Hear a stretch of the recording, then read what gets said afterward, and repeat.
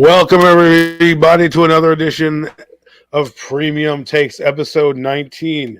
I am your host, Adam, aka AC. I'm with my two besties. Well, don't ever say that again, Adam, but my two other co hosts, Zion, will be joining us shortly. But it's Mac the Giant Fan and NY Jeffy. Fellas, how are you tonight on this beautiful Sunday evening? I'm doing just great. Got a good game seven in earlier. Got a good one on right now. Enjoying the day. Beautiful day out. Weather was nice. Everything's good and tight. Let's get this show rolling. How you feeling, Jeff? Feeling really good. Beautiful Sunday out here. A lot of good energy with some of these game sevens we had going on, and just ready to kick off the show tonight. Let's do it, boys. Awesome, awesome. So we're gonna get the show started. I know everybody loves this segment of the show. At least our audience surely does. But uh, I'm making fun of you guys out there, yes. But we'll start today with WWE to kick off the bad stuff early for you guys. So WWE, we have Ronda Rousey being the champ and Judgment Day faction. Let's start with the faction because I have some thoughts, and I would like to get you guys' thoughts on the Judgment Day. First off, great faction to start out with. They're really building a healthy stable. I like that they brought in Rhea Ripley to add a female to the stable. That's not usually seen outside of DX and other factions, but mostly recently you haven't seen a woman. So I like Rhea Ripley, and she can wrestle. And I'm interested to see what they're going to do with Edge and Damian Priest and who else they're going to bring on to the group. Now, there is something that is interesting about Judgment Day, and this is, they teased it on Monday Night Raw, AJ Styles and Finn Balor. Now, I like Judgment Day. I want them to get off the ground. I do not want them to be squashed early. So I like that AJ Styles and Finn Balor may be getting together, but I'm worried that WWE will do its normal thing and build these guys up and pull the rug right out from underneath them before they can even get going. Fellas, your thoughts? That is kind of the scary part about the whole situation because with WWE they like to form things and then blow it right up. I mean, way too quickly. They've been notorious for that. But I think this one just on the strength of that is Edge at the head of it will have a little bit more sustainability. I mean, putting it together, the story has been epic so far. Everything's been falling into place.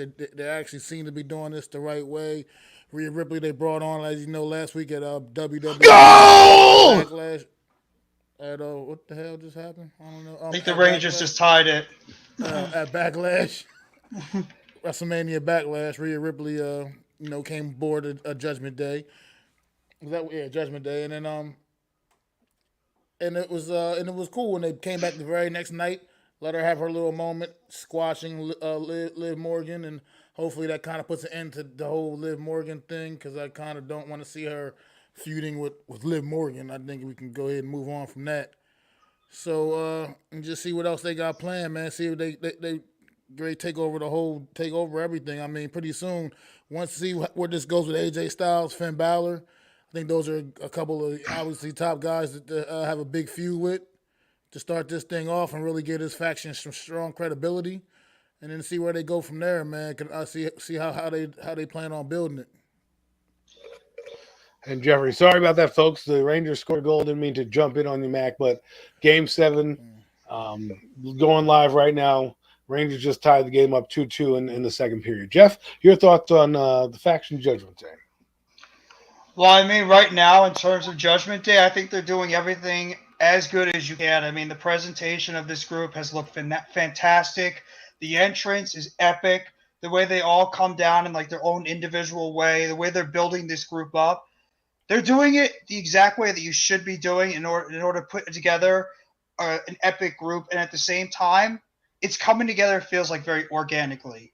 The only one that could get in the way of ruining this whole thing is Vince McMahon if he gets too crazy with like the booking and everything. Just let it fall into place organically. You have one of the best on the mic right now in Edge, who is so good at making other guys and other women look much better. And he's doing that right now. He's giving Damian Priest and Rhea Ripley a lot of direction right now. And he even teased in his promo that he did this past Monday about some other members that are going to be added to the group. And I think there's going to be another member that's going to be added to the group pretty soon. I have a feeling it's going to be somebody that maybe we didn't think could be that fourth member added to the group. But I think right now they're doing an excellent job putting together with this group.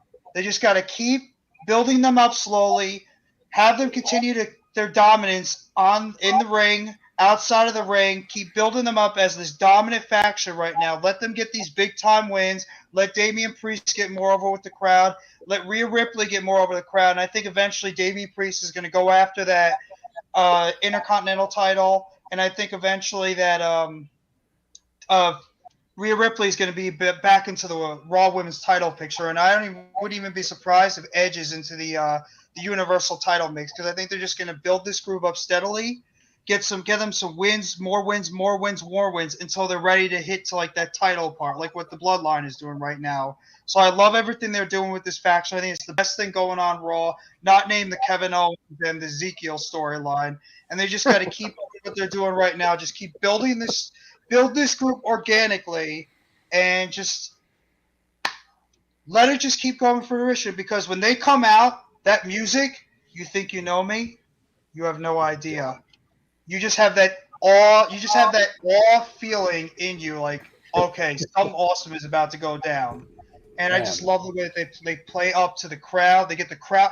How many heel factions or heels in general do you see get the crowd involved in their promos? And these guys do it incredibly well. And they're getting the organic heel heat, and not like, the get the hell off my TV type heel heat, or even like the fate, like, we want to cheer for them because we love to cheer the heels and boo the faces. No, people are actually booing this faction, and because they actually don't like them and like the persona that they're giving off. And that's what you need in a WWE faction, is you need to be booed organically by the crowd. So I think they're just doing a fantastic job right now.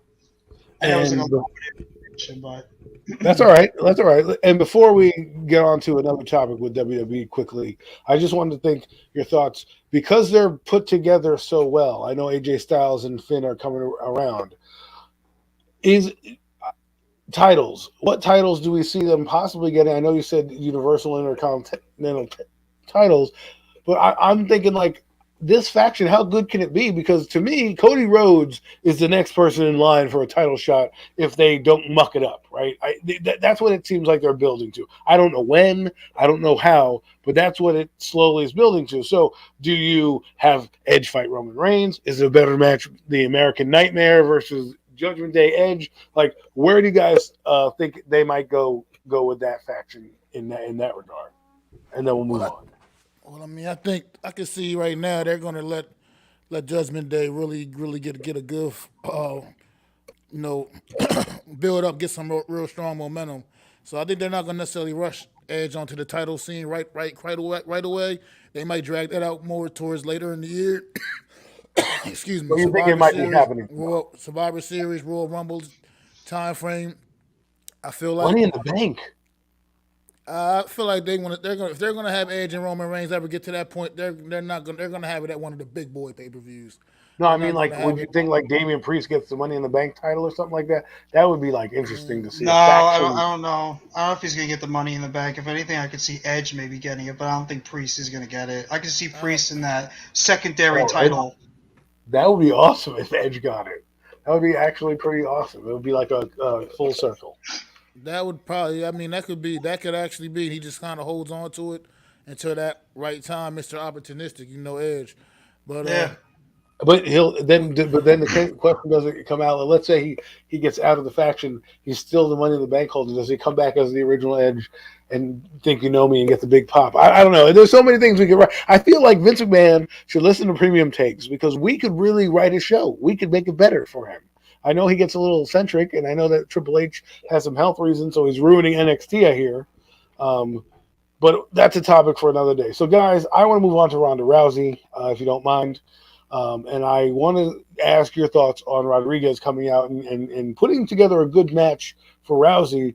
But where do you think they go with her character? Who do you think might be up next? And do you think she holds the title for a long time?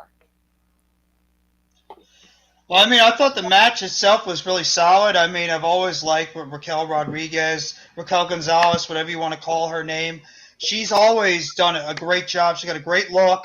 She's gotten a lot better in the ring. I would even be surprised that eventually she turns heel and she becomes that first viable opponent for Ronda Rousey because you have to think about it. Who on that SmackDown roster right now can you say is like on the par of a Ronda Rousey with Charlotte not in the picture right now to be in that type of feud? You're going to say Aaliyah? I doubt it. Shotzi Blackheart hasn't been around enough. I mean, Sasha and Naomi, they're the tag champions. And then you got Shayna and Natalya. They're in the middle of a tag feud.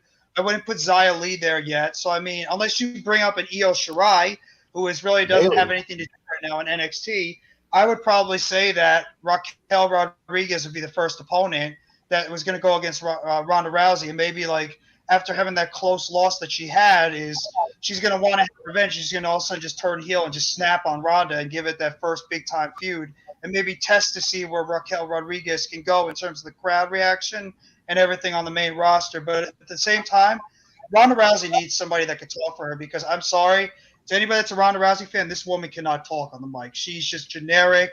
It just doesn't come off believable. She cannot talk on the mic. They need to have somebody be like a manager for her and speak. Yes. I think she's like Brock Lesnar of females, right? She needs that mouthpiece because, she's like, and I'm going to be your champion. You're like, what are you saying, girl? Like, take the mic, stop swallowing that shit, and take a deep breath and say your words. Mac, any thoughts on Rousey?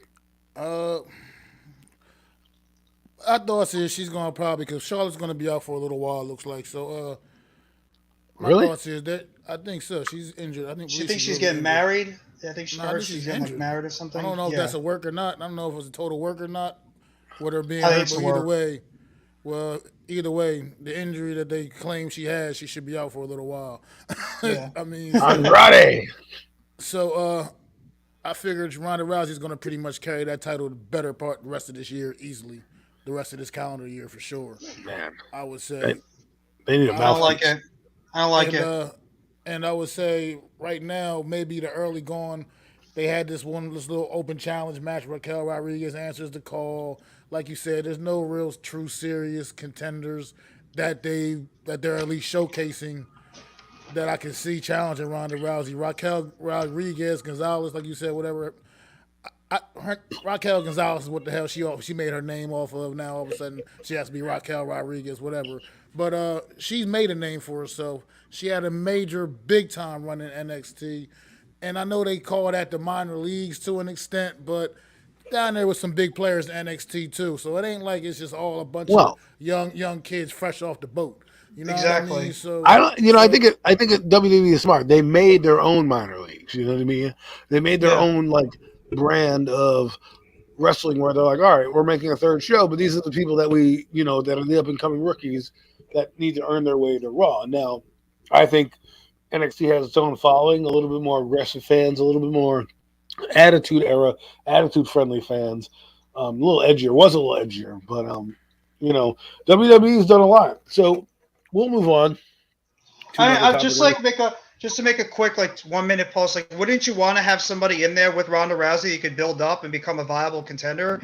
I mean, this would be a perfect opportunity with Charlotte out of the picture. You want to make, maybe make a Shotzi Blackheart look more believable, or even like an Aaliyah. Well, just put them in the ring, give them a shot, see what they are with the crowd. I hear you on that, but what I'm thinking, the thing is, none of these people that you've mentioned have earned anything. So it's kind of like she has nobody because. Unless Bayley comes back or something like that, she has no real opponents that she should lose to. If she loses to Shotzi Black, then she shouldn't have been brought back anyways, right? Ronda Rousey's a dominating force. I need her to, beat these kind of women until somebody comes over maybe in a trade or they bring somebody back. Or heck, maybe they break up Naomi and Sasha, right? But until then, I don't feel the opponents on SmackDown, and maybe it's just a SmackDown roster right now because of all the purges. I just don't feel there's anybody right now worthy of a big time match, and I don't want to see them drag on Rodriguez for weeks like they do with other opponents. This is match number 6. We're getting him in a cage now. You know what I mean? I don't need that. It just give me 1, maybe 2 matches. Let Rodriguez get to the back of the line, and then down the road if they want another opponent, maybe she comes back in the forefront. I agree. Just do something, please.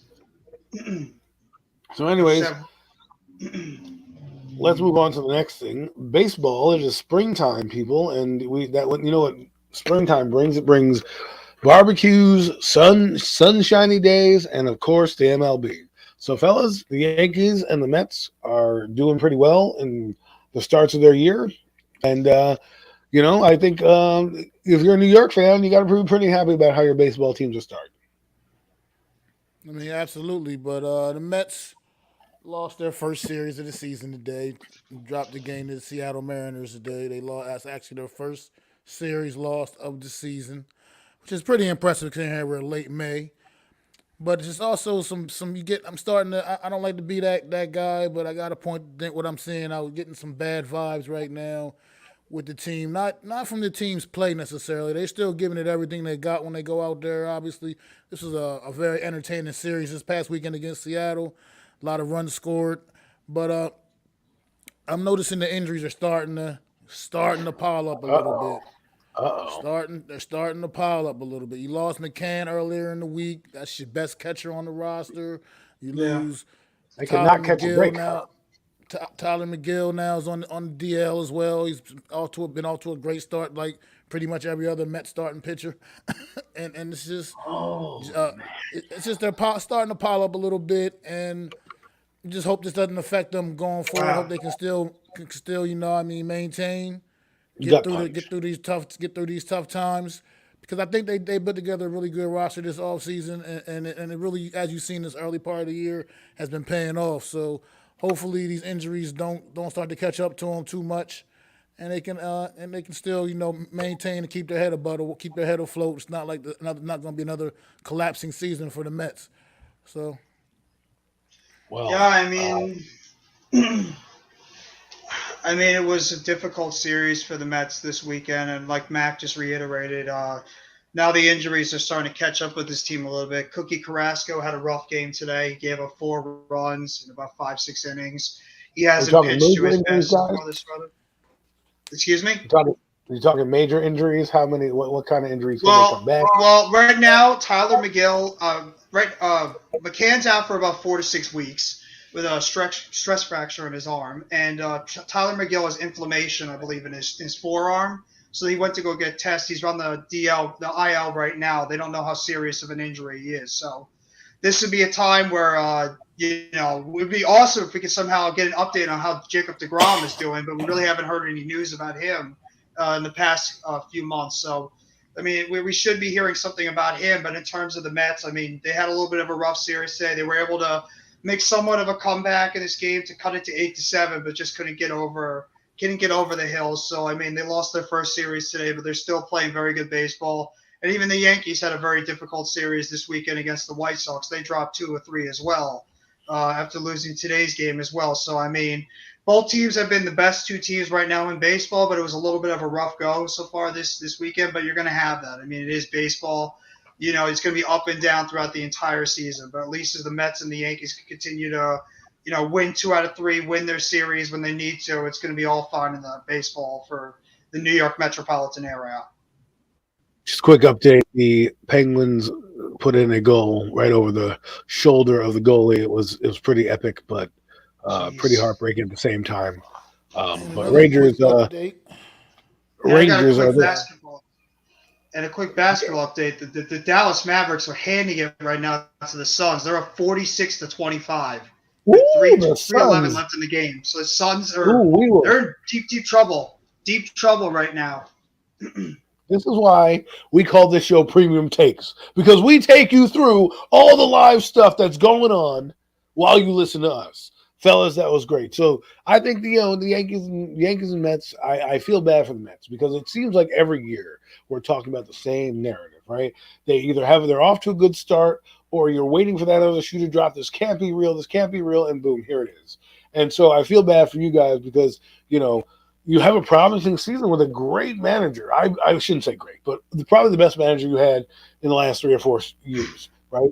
An actual guy who's managed a team, who's been in New York, who understands the lights, and now you're picking up these injuries. Let's hopefully hope that guys can step up. They can keep this up. I know it's one series. You guys are already 23-19, so you're off to a good start, and that's always good when you play any sport to be off to a good start. Unlike the teams that you're playing now, the Yankees, I love the Yankees, but here's my only issue with the Yankees. that I see is when you rely on the home run, and your back goes cold. Though you need to start to manufacture runs. I know people are telling me they're manufacturing them now, and I think that's great. But when is the other shoe going to drop? It seems to happen every year with the Yankees as well. They exceed expectations early on, and then they start to, I don't know if it's Aaron Boone and his management style. Sometimes when they get in these close games, and their bats struggle and they struggle to and they don't have the home run behind them. The home run opens up all those other, singles, doubles, things like that, because people have to pitch around these batters now, right? If you're not getting those home runs, they're going to target your weaker batters and go after them when they need to go after them. So for me, I just hope the Yankees keep it up. I'm hoping that both New York teams keep it up, because it's a lot of fun in the New York area to have both New York Mets and Yankees doing well. It's not the same as football, because Yankees and Mets, you still hate each other, but it's just good for the city. To have those good, because then the rivalry games get great, right? The Subway Series, interleague play, makes for a good time. So I don't know. I'm hoping that there's a Subway Series at the end of this. I'm praying for that. I've only seen one in my lifetime in the World Series, and I would love to see another one. I think it would be great for the city to bring, after everything that's happened, to bring them kind of back together and. Bring that rivalry that needs to come back, and I'll get. I have a suggestion for you guys, and a question for you guys later on in the show when we talk about the schedule. But if you guys are all done with baseball, I'm going to move on to the next thing. I just had one more quick point. I mean, right now the Yankees and the Mets, they really could use what the other team has. The Mets, they don't really have a lot of guys that can hit the ball for power right now. They're really just Pete Alonso, and that's it. And the Yankees are so feast and famine. They don't have those guys that can just play the small ball. So in a way, Welcome. the Yankees and the Mets can really help each other out in terms of like what one has and the other one lacks. So I mean, it would be kind of like if they could trade off one or two players from each team, if it was ever possible, it could help both teams, because what one team has, that team lacks. So, and how are you doing, Zion? Zion, welcome. We're hitting our baseball segment. What's good? Just getting up to speed on the baseball teams. Anything you want to add? I mean, I know that you're over in the Bay Area, and the San Francisco Giants are getting shellacked right now by St. Louis Cardinals. But anything you want to add in baseball realm, baseball world before we move on? I think I'm good on baseball. He's good on baseball, ladies and gentlemen. Not even a thought. He comes off of work and we grill him, and he doesn't even want to take the bait. But here we go. Jeff mentioned it earlier. We had a couple game sevens in the NBA. One's going on right now. One concluded early on today. And boy, oh boy, it's going to be fun. It was fun. I'm going to let Jeffrey take it away on this one. I know that he was excited. He can feel my energy coming through the microphone, because we kind of picked this team. But Jeff, I'll let you have the floor, my friend. Well, what can you say about the game that happened earlier on today? I mean, you want to talk about a three-point barrage? Look at the Boston Celtics and what they did today against the Milwaukee Bucks. I mean, it was just raining three-point shots the entire time. They beat them. I didn't check the scores. Did they win? Oh yeah, the Celtics ended up winning the game today, 109-81. They pretty much just three-point shot the Bucks out of the. So that means buy a basket. You know what that means, Zion?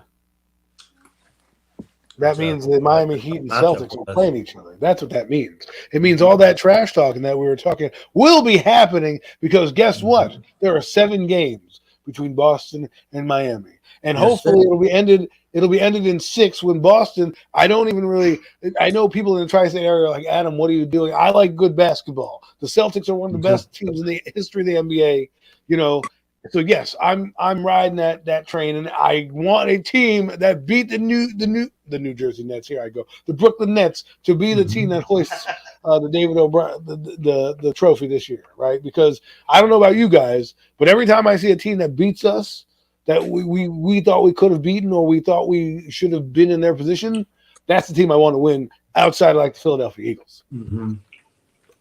Well, you want to know the biggest difference in this entire game that happened today? It was the Boston Celtics. They shot 22 of 55 from the three-point line, 40%. The Bucks, 4 for 33, 12.1%. That's the biggest benefactor of the entire game. And Grant Williams Grant Williams off the bench. 7 for 18 from the three-point line, 27 points to lead the Boston Celtics today. Giannis in a losing effort, he had 25 points and 20 rebounds, 9 assists. He almost had a triple-double, but to me, the entire key factor of that entire series, he didn't really get much help, and I think the loss of Chris Middleton was just too much for the Milwaukee Bucks to overcome. And when the Boston Celtics, when they hit their threes, this team is a team to reckon with because their defense was unbelievable in the second half of the game. The Bucks couldn't buy a bucket at all. The Celtics were playing aggressive the entire time. It was pretty much a classic Boston Celtics game in 2021-2022. And I mean, Zion, just telling you, it's going to be a great series. I think it's going to be going 7 in the Eastern Conference Finals, but you should be worried about this Boston Celtics team. Mm-hmm. This team is really good when they're hitting on all cylinders. And Jaylen Brown and Jason Tatum, they've turned their game to the next level. So it's going to be a fantastic series, but kudos to the Boston Celtics. As much as I dislike them and like in a sports realm, it's kudos to them. They played like a team and they're gelling at the right time. I love it. Mac, you have anything? I mean, it's a great effort earlier. Great, good team victory. Was entertaining game, fun to watch. Boston just hitting threes. Everybody touching the ball was just sinking threes like it was a big 3-point party. Meet me at the perimeter. It was crazy. It was insane. It was unbelievable. Fun. Milwaukee, seeing bad. They kept flashing the camera over and seeing Chris Middleton over in the street clothes on the sideline, wishing he could be out there helping his teammates. And they really did miss him, man. That was, it's just an underrated. I think an underrated loss in these playoffs for any team, man, was Chris Middleton. I mean, people are harping on. You see, obviously, Phoenix Suns without their superstar Devin Booker and their struggles right now on their home court in Game 7. But Chris Middleton was a really big loss for the Milwaukee Bucks. He gave them that little extra something that really kept that team going. And Giannis had a pretty rough day. He was missing a lot of little cupcakes, man, easy layups. He was just kind of really missing the mark, man. And it's a tough day when superstars not clicking. I mean, they got everything they could out of Drew Holiday for everything they could out of players like that, but it was just not enough, man. Boston, too much Boston. I mean, the fact that Boston took over this game in the third quarter with their superstar Jason Tatum on the bench for basically the entire third quarter almost, it's amazing, man. Fascinating. I mean, guys that. Not how like what's the kid, the one that had the leading scorer today? What's his name? Grant Williams? Is that what his name is? Yes. Yeah, him. Yes. That kid right there, man. It's something to be said about that kind of effort, man. Because that dude, he's one of those dirty players. I mean, not when I say dirty, I mean it's dirty work. You know what you mean. You know what I mean? He'll get out there and play that tough defense. Play that tough defense. You know what I mean? He's not usually known for his big time score. As a matter of fact, today was his highest career score in any game ever in his whole career so far. So, hats off to that kid for a big game. The other kid that was hitting a lot of the big threes, man. Can't remember his name offhand right now, but Peyton Pritchard. Yeah, yes, absolutely him. It was just a good effort, and not from the guys you expected. That's what was beautiful about this win. Pritchard was doing good today. After this, I got to say this about the game that's happening right now. Luka Doncic has as many points as the Phoenix Suns have in the first half. They're down by 30 points right now, the Suns, at home. If you want to talk about not showing up right now, at home, when you're a 64-win team, the Phoenix Suns should be pissed off and embarrassed right now with their performance that they're putting on. Luka Doncic alone has as much points as the entire Phoenix Suns team does in the first half. It's 57-27 at the end of the first half. The Dallas Mavericks, as long as they don't make one of the biggest choke jobs ever, are going to be on their way to the Western Conference Finals. And the Phoenix Suns, they're going to be sitting there like, what the hell did we just do? We're a 64-win team, arguably the best team in the entire NBA, and we just went out like this in front of a home crowd. I mean, it's just, you can't make it up. The fact that you played two quarters of basketball and you're an NBA team and you only have 27 points. It doesn't matter who's injured and who's not there. That's embarrassing. Right. That's embarrassing. Well, they're healthy too. There's no excuses for the Suns. They're a healthy team right now. Everybody's playing. Ayton has 3 points. He has many fouls as he does points. Booker only has a basket. Chris Paul's done nothing. I mean, the stars right now on the Phoenix Suns, They not only didn't show up, it's like they didn't even dress for the game today. They've been that invisible. And Luka Doncic, Well, don't ever I doubt think this guy how good he is. He's unbelievable how good he is a basketball player. I want to just say agree with Mac here on the Bucks game, and then I'll touch on a little of the Suns game. But before I do that, tragic news outside the Milwaukee Bucks game. There's been a shooting. Apparently, 3 people are dead, 24 were wounded. That's What? unacceptable behavior Unbelievable. to happen at a game. Unacceptable. We need to feel safe everywhere we go. So I just wanted to mention that. I was looking through news feed and that came up. So it's unfortunate. Just wanted to mention that our hearts go out to those people who are just watching, a game. Obviously their team didn't win, but that shouldn't be. You shouldn't be, it shouldn't end your life to go out to a basketball game.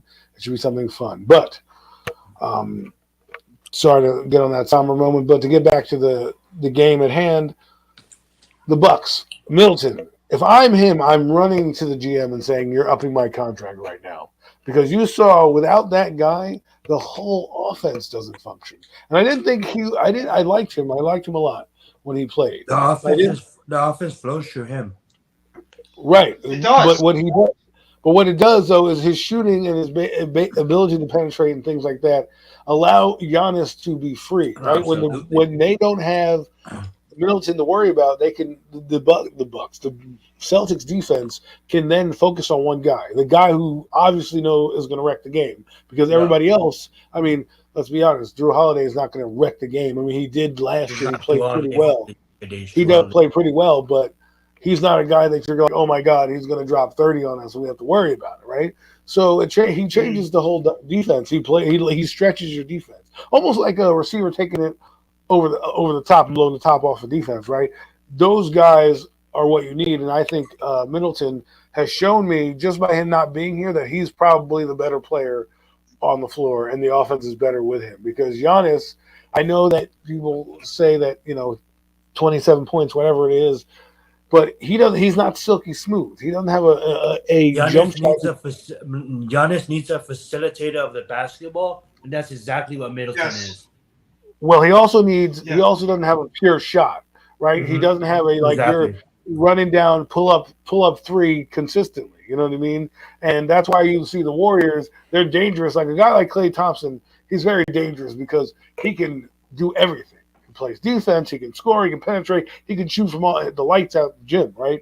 So, and when Klay Thompson, similar to Middleton, plays well, the whole offense is opened up because now you have to defend the whole floor, not just a portion of it. So, man, Middleton, I didn't think he was going to be that big of a loss. I thought they were still going to play some bully ball, but Boston comes through, and it's going to be an interesting Eastern Conference series. As for the Suns, man, it's unfortunate, man, that they're getting the doors blown off like that because, first off, good thing for Luka Doncic. He's a good player. Liked him. It'll be good to see him on a good stage like it is right now, a big stage, the Western Conference Finals, if he gets there. Still time. Never know. Those Suns could light it up and, be a close game, but it doesn't look like that. Chris Paul, I think, needs to retire. I'm sorry.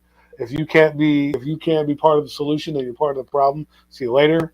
I think they need another pure scorer on that team. I think they have guys that do yeoman's work, but not like an elite scorer. You put a Tatum on that team, or you put a Jaylen Brown on that team, and I'm telling you that it's a whole different dynamic on the Suns right now. DeAndre Ayton and Devin Booker, they're not clutch. They're not clutch. Well, Ayton and Booker sometimes plays soft, scores, and they're not clutch. I agree. Well, Ayton, I think, yeah, you're right. I think he should hit shots down the stretch. Booker, I can't say he's not clutch. He did carry them, but when it's like what Max said today about the role players of Boston. When they are hitting their shots, it's a different ballgame, right? It's a whole different animal that you're dealing with. Some teams are like that. Some teams are very star driven, where they don't need the bench players to do well, but the Suns, they need the bench players to do well. And if they don't and their stars aren't performing, they're kind of a mediocre team. So, what's good, Vic 3? It's also because you're big time players. They don't have to just score. They can facilitate the ball to those open shooters, and that's what Jaylen Brown, Jason Tatum, and even Marcus Smart and Al Horford did. They facilitated the ball to their open shooters, and those guys were able to make it. So it's not just all about scoring; it's being able to impact the game in other areas, and they did. But right now, Booker and Ayton I want are to not, kudos to and you. now there's Chris Paul. I want to kudos to you, Jeff, because you always mention in your basketball takes about Marcus Smart, and I think he was a difference maker in this series because a guy like him setting the tone, getting the Boston crowd fired up, and then of course the kid hitting all the threes today, looked like he got punched in the face or something like that. Had a little bit of a little rough go of it. Tells me like that's Boston strong right there. Like they played old school gritty basketball. They gave Milwaukee a taste of their own medicine. Remember, when Milwaukee basically played old school basketball throughout the playoffs last year. That's why Phoenix couldn't handle them because Phoenix is a soft team. They're running out. The Western Conference teams love to run up and down the floor. They don't like to get grimy. They don't like to get elbows thrown their way. But Milwaukee got it like old school balls. Back when, even when Paul Pierce was playing, those kind of days, man, when you were just like, man, you're going to be in a dogfight. And the Boston Celtics gave it to the Milwaukee Bucks tonight. Just wait until Jimmy Butler and Marcus Smart are having a nice little one-on-one battle. You're going to love seeing that. And even seeing Grant Williams against Adebayo. I mean, it's going to be fun. Those two teams, they're both old school and like NBA teams from the 90s. That's how they play basketball, the Miami Heat and the Boston Celtics. So, I mean, I thought this series that just happened today was great, but this Miami and Boston series is going to get physical. These teams are going to be beating the living hell out of each other. And it's going to be, I think it's going to be a little dogfight coming out of that championship game to see who's going to make it to the NBA Finals. If they do, I actually think whoever wins the Eastern Conference Finals is the favorite to win the NBA championship because I think both Miami and Boston will have the leg up against the Dallas or even a Golden State. I just think they play more of a team-oriented physical basketball that ends up getting it done in the end. They have all these intangibles that helps out. I like to see Luka and Doncic in the final, see what he can do. Any other thoughts, fellas, before I switch it up to another topic? Zion, Mac? Yeah, I was just gonna say real fast that like, as a Heat fan, I want to go against the best team, and I'm like, as much as I wanted to see Milwaukee without Middleton because I thought that would have been an easy walk to the finals. I'm happy that we have to go against Boston because if we make the finals, at least we can say we deserve to be there because Boston been playing outstanding basketball. So that being said, I'm excited to see the Heat versus Boston and make the best team win. If Miami was to lose, obviously I'm going to be sad, but I'm going to understand that Boston been fired the whole playoffs and to beat the champions from last year, obviously Middleton wasn't on the floor. That's a statement kind of in. And we have one more game, which is them. So hopefully win the series. Hopefully Miami can get it together and we can have a good matchup. Let's get it. Awesome. But, I know when people say without Middleton on the floor, listen, they can only play who's out there. You know what I mean? But let's pivot to what the big news of the week has been or the last few days, and that is the NFL schedule, fellas. I haven't had a chance to talk to you all. Obviously, you and Mac know our thoughts on certain teams, but the NFL schedule came out. Yes, Are there some games? Are there some games you're looking forward to? Anything you're excited about? We can go over the Giants schedule if you guys like, because we're all Giant fans. We can give our takes on games, but however you want to do it. How do you want to start? Where do you want to go? Up to you guys. I could start with the NFL, or we can go down the Giants, a list of the Giants schedule. It's a game right on the schedule, week one. No need to go any further than week one, man. Interesting game. Might not jump off the page at everyone because it's not really a very balanced matchup. I'm pretty much sure Denver's going to go into Seattle and absolutely trash them on Monday Night Football week one. But the matchup's interesting and intriguing, obviously, from the Russell Wilson angle.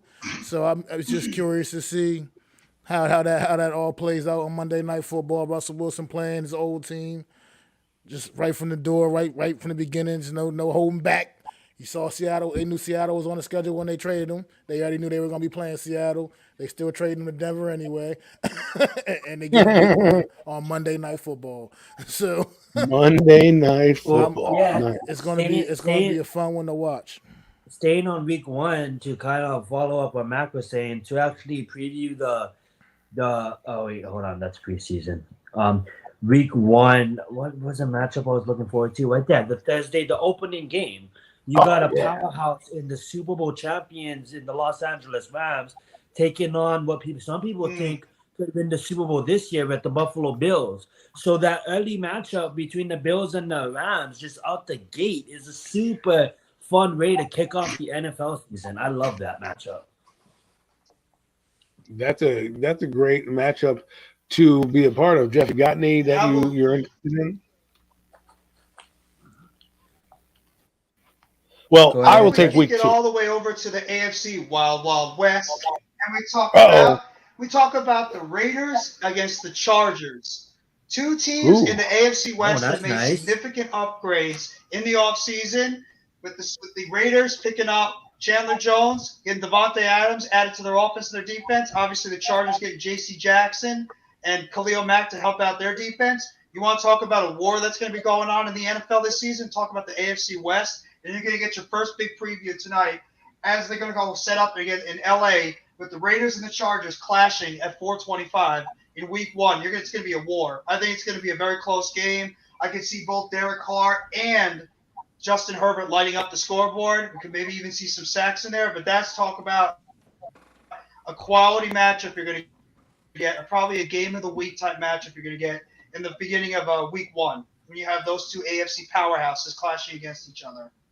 Absolutely, Well, and that you said that I checked. That is, actually I was mistaken. So never mind. I was gonna say I thought it read as 59, but that should be a high scoring game. I thought it was the highest scoring game of the slate, but it's actually not because I thought it read 59. But for 49 points for both teams, that is pretty high scoring. well, I will go with week two. Los Angeles Chargers against the Kansas City Chiefs. If you want to slay the beast, you've got to beat the beast, right? Isn't Ric Flair's uh, slogan? If you want to be the man, you got to beat the man, right? So the LA Chargers have got to beat the man, and that is the Kansas City Chiefs. Week two, you can get. I know that the Raiders are fine. That's a revenge game for LA. I'm sure LA has circled that, and they're ready to go to smash the Raiders in the face. But once you're done coming down from that emotional high, and you got to go into week two, and you got to play Kansas City on prime time, that's a game I want to see. That's what I want to see if Justin Herbert has it, right? Because right there, right out the gate, you're seeing playoff team versus playoff team. And the AFC West champs were the Kansas City Chiefs. And if I'm the Chargers and I want to show the NFL that, hey, last year was a fluke, we should have been in the playoff hunt, and we're going to go do something. These first two games, they need to come out the gate. It's a tough task to do, but if they can come out the gate 2-0, that is a great start for them. And to play week two, I'm looking forward to that game. It's going to be on prime time under the lights. We'll see Justin Herbert. He deserves to be under the lights. Let's get it. Any other games Well, you got? yeah, I was going to go back to week one because I feel like we're doing this segment a disservice if we do not mention this game at least because the NFL will be kicking off the NFL 22 NFL football season with a potential Super Bowl matchup, with a potential Super Bowl preview. I mean, you got the Buffalo Bills traveling out to SoFi Stadium, taking on the Los Angeles Rams, and this is going to be one hell of a way to kick this season off with two of the absolute very best teams in all of the NFL going to war to start this season off. And like I said, it could legitimately be a Super Bowl preview right in week one, right to start the season off. And I think that's just one. I think the NFL did a great job with selecting Great this matchup. matchup on the Rams schedule to be the first game of the year, man. I think the NFL did a great job choosing this game to kick the season Well, off. I'm glad that they're the first game. They're usually the champions are always the first game, but to have Buffalo in the game is really exciting I love because that matchup. I'm with you. I'm feeling that Buffalo magic. Chris Me too. It Berman's makes it playing into fun. my head. He's playing in my head. You know what he says. You know what he says. You people know what Chris Berman always said on NFL primetime. Nobody circles the wagons like the Buffalo Bills. So I'm excited to see this team get going and to open up with the Los Angeles Rams in LA. This is going to be the first time. I don't remember a game bigger for the Buffalo Bills since the Super Bowls. I mean, you're opening up prime time on the first week of the year. You have made it to the marquee. Now let's see if you can punch your ticket to the Super Bowl this year in the AFC. Absolutely. I wanted to point out a couple of games on week 4 that week 4 could be a really good football week, being in general when we see where these guys are ranked at on these other teams. But a couple of games that stick out to me is that Buffalo versus that Baltimore game. A lot of people have Baltimore as the early favorites in that division, and they have actually Buffalo making it pretty far in the playoffs this year. So to see a matchup between Buffalo and Baltimore, I think is a key AFC matchup. Another game I'm looking forward to watching too is a 125 game between Denver and Las Vegas Raiders. What Jeffrey was pointing out in that division too earlier, that division is so stacked that we're gonna get a Raiders versus Chargers matchup in week 1, and obviously with the new addition of Devontae Adams on the Raiders and Russell Wilson on the Broncos. That's going to be a really fun matchup in the division matchup to watch. And another game I'm excited to see is the NBC, the night game. We have Tampa Bay versus Kansas City. So it's kind of like a Super Bowl rematch between Tom Brady and Patrick Mahomes. So that's going to be super excited to watch as well. And then to top it off that week, we top it off with a Monday night game. We have San Francisco taking on the Rams. So just those 4 games alone in week 4 is just sticking out to me. We even have some in the same week. We have some divisional matchups between Tennessee and Indiana, the Colts, and then we have Commanders versus Dallas. So that, week 4 should be a really fun week in the NFL. Let me ask Guys, you, guys, does it matter that Joe Buck and Troy Aikman are on Monday Night Football to you guys? Do you guys have announcers that you like calling games for your teams? Because I do. I used to love when Madden called games, or my backup crew was I like Kenny Albert and Sam Rosen, and sometimes I liked him too. Any announcers you are interested in seeing how they do this year? I know it's a corny question, but they're part of the game, right? So I'll answer it real fast for me. I don't know. A lot of people hate him, but I like him. I like Chris Collinworth. He like Collinworth or whatever his name is. He does. Collinworth. He does Sunday Night Football. I just like him and the coach. I don't know why I'm slaughtering the other guy's name right now, but I like that team. I like NBC football team. I like the countdown. I like just like the whole feel of they make it. It's a primetime game, right? So like. It's a good feeling to just wrap up Sunday night with like that whole presentation by NBC, and then you got the countdown show and all of that. So I do really enjoy Sunday Night Football. Well, I was going to say, honestly, I this might sound a little blasphemous, but I actually enjoy Tony Romo calling Tony games. Romo's man. amazing, bro. I enjoy Tony Romo calling football games because he's played in the modern NFL. You know what I mean? He was a like Phil Simms? He replaced Phil Simms. I'm not a big fan of Phil Simms in the commentary booth. I never really have been. A Giant getting replaced for a Cowboy Mac. Blasphemy. No, but like but Tony Romo's takes when he's calling the game, it's so insightful. It seems like it's so much more insightful because he's watching the game, he's calling the game, he's seeing all different formations, all the things these teams are doing, and he can relate. I feel like so much better. He can speak about it so much better. Like he's literally telling you in the announce booth sometimes what these teams are going to do just from what he's seeing, because he knows this is what he's lived this life. You know what I mean? As far as I know, other people like Chris Collinsworth played in the NFL, but he played in the NFL in the 80s. You know what I mean? It's a different game now. Not to interrupt you, Mac, but it's kind of like it wasn't like he was done playing. He retired because of injury, so he loves the game still. If he could play, he'll still play. You know what I'm saying? Then this brings me to another player. I mean, I like the Eli Manning cast.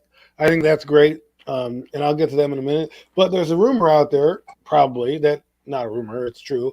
Tom Brady is going to join. Yeah, that's true. At some point, and so I don't know if I'm going to like Tom Brady, but we will see what he does. I think in the game. Will he be Fox's Tony Romo? I think that's what they're trying to get here.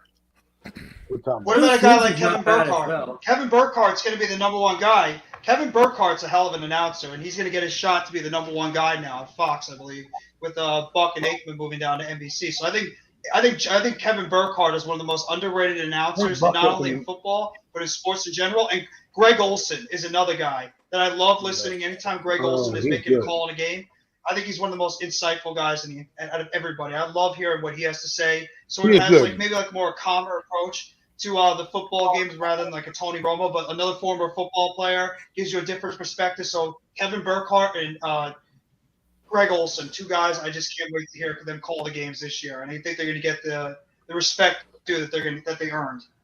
I like it. So I'm going to move from back to the schedule.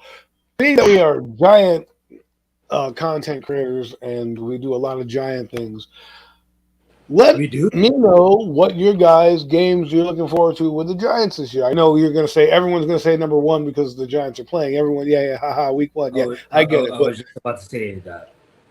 But are I'm there any games that 4, 5, 6, 7, 8, you're 9. looking forward to? Because I know there's one I'm not looking forward to, and that's Well, Cowboys on Thanksgiving.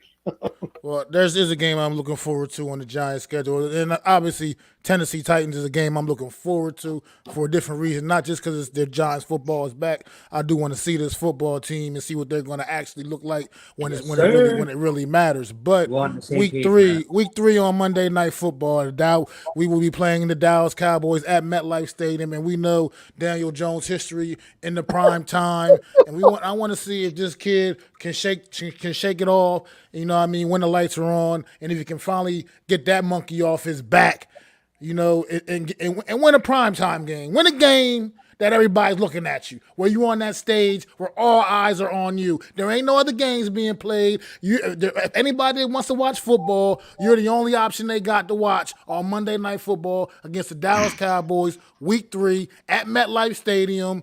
Can this kid get that monkey off his back and win a primetime game? Not even and look decent in the win. Look Don't trip decent on a in the turf. win.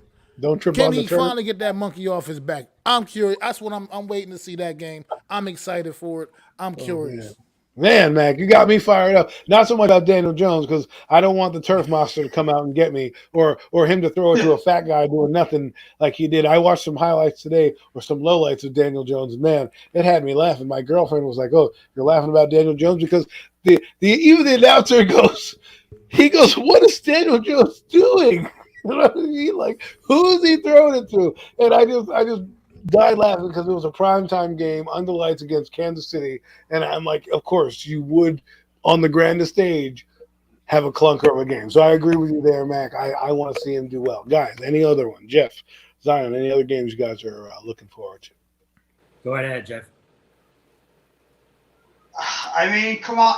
If you're a Giant fan, what team do you want to smash the most than the Philadelphia Eagles in Week 14? How do you not want to get revenge against this football team that for every single year, every time we play this team, something goes wrong, something goes haywire, and something out of the blue, out of nowhere happens, and we end up losing the game against this team? They're our most hated rivals. I want to see Daniel Jones go out there, have a great game against this suspect Eagles defense. Our offensive line be able to stymie Jordan Davis, Fletcher Cox, this supposedly good Eagles defensive line. And man, would I love to see Danny, I'm not even going to say it, but Daniel Jones light up that Eagles defense. See Saquon Barkley, who's actually had some pretty good games against the Eagles in his career, be able to run all over that Eagles defense.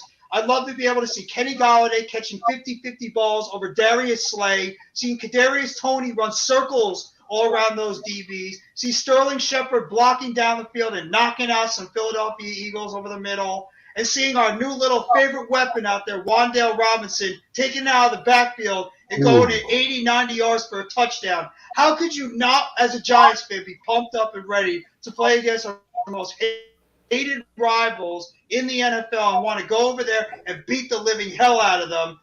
Again, either Philadelphia or New York. But in this case, it's going to be in New York.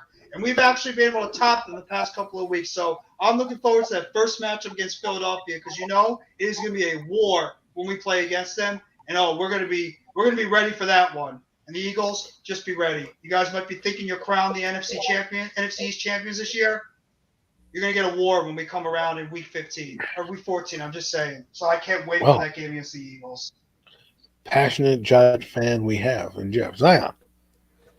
Yeah, so like what Max said about week one, and everybody's excited for week one, so I'm gonna skip week one, and I'm just gonna go You with can like, talk about week 1 if you want. yeah. So like I'm gonna talk about week 1, and I'm gonna compare it to the other two teams I'm gonna talk about. I'm excited to watch. Obviously, we all are excited to watch every single game, but 3 games that kind of like stick out for me is Titans, Green Bay in London, and We Ravens. get 3 games. What am I supposed to choose from? I'm just kidding. Because because I'm gonna go with the Ravens.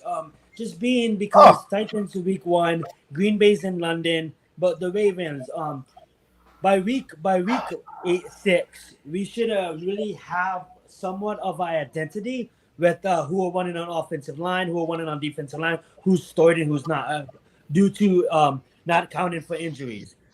These teams like the Ravens, like the Packers, these are playoff quality ready teams where we're really gonna show what we're about and what kind of team we're about. It's kind of like almost the middle beginning middle of the middle beginning of the season. I don't know if you guys got that, but that being said, it's really gonna like not define who we are, but we're really gonna see what this team is about. Week 1, we're gonna really see what this team is about too, but it's gonna be the first week of the season, so it's gonna be the first game, not counting preseason games, that our offensive line is lining up as one cohesive unit. There might be changes by week 2. Things could happen. So by week 6, we should have a clear understanding on what kind of team we're bringing to the table, and it'll be a good matchup to see it against a playoff quality. Some will consider Super Bowl quality teams in that matchup against Green Bay and that matchup against Baltimore.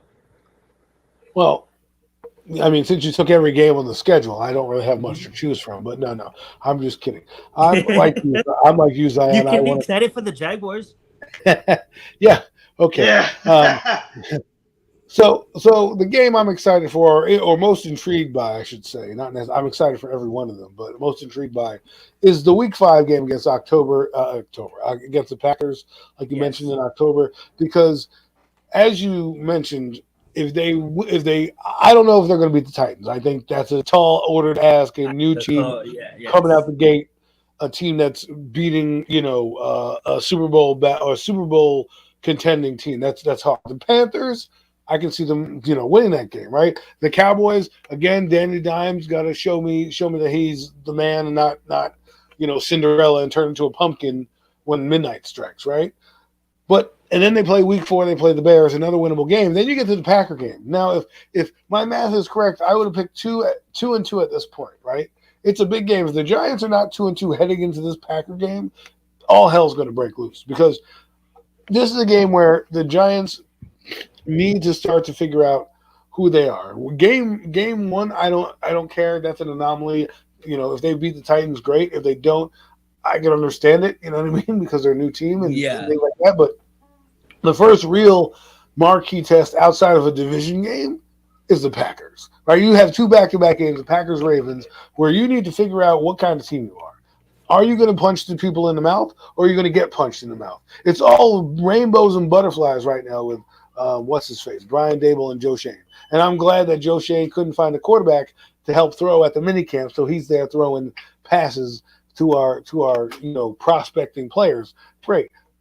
It's all honeymoon until we get there. This game against the Packers is crucial because the Giants could be heading in the wrong direction. You want to see them in this game at least get to 2-3, or at least 3-2. You don't want them to be 1-4 or 1-3 or anything like that, because that game could damage your season playing back-to-back games, because the Ravens and Packers are very physical. And you're going with a time difference. I like how the Giants punted the bye week and said, screw that, we'll take the red-eye flight and come back and play the next week, because I think having a bye week at week 9 is pretty good. They can regroup and heal some of their wounds. So that's the game I'm looking at. It's the one I'm interested in, to see if Aaron Rodgers torches this defense.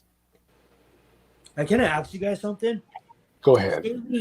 Say we're entering week 7 at 4-2, right? And I didn't look at the Jacksonville Jaguars schedule, but I'm just gonna assume that the Jacksonville Jaguars is still trying to figure things out with their own team, right? Could you guys see us losing to Jacksonville as like a trap game? What trap game? Yes. Whoa. Absolutely. What trap We always game? do it every What year. trap game? No, Yes. a trap game is when you Absolutely. are a winning ball club. Yeah, When you're a yeah, winning but, ball club, you get but trap games. what When I'm you won saying 4 games, you don't get is trap games. we're 2-2 coming into the Green Bay game. Say we beat the Green Bay and the Ravens back to back, which is not gonna happen. I don't think it's gonna happen. But say we beat both teams, right? So now we're riding high. We won against Green Bay. We won against the Ravens. Could you The see us Giants are like losing 2 and against 4. Jacksonville? All right, let me come in with a quick NBA update, man. The Dallas Mavericks at the 4 minutes left to go in the third quarter are absolutely embarrassing the Phoenix Suns on their home court. The Oh my score God! is 83-45 This is ugly. Damn. in Phoenix, Game 7. This is ugly. Luca I've is never seen taking anything it. like This this. is ugly. How bad it's getting. Luka. 40-point lead or 38-point 33 lead. points, 33 points, 10 rebounds, and 4 assists. Well, if we're going to talk about another game 7, the you're- if Rangers you're- have 7 minutes left in their season. Damn. Still 3-2.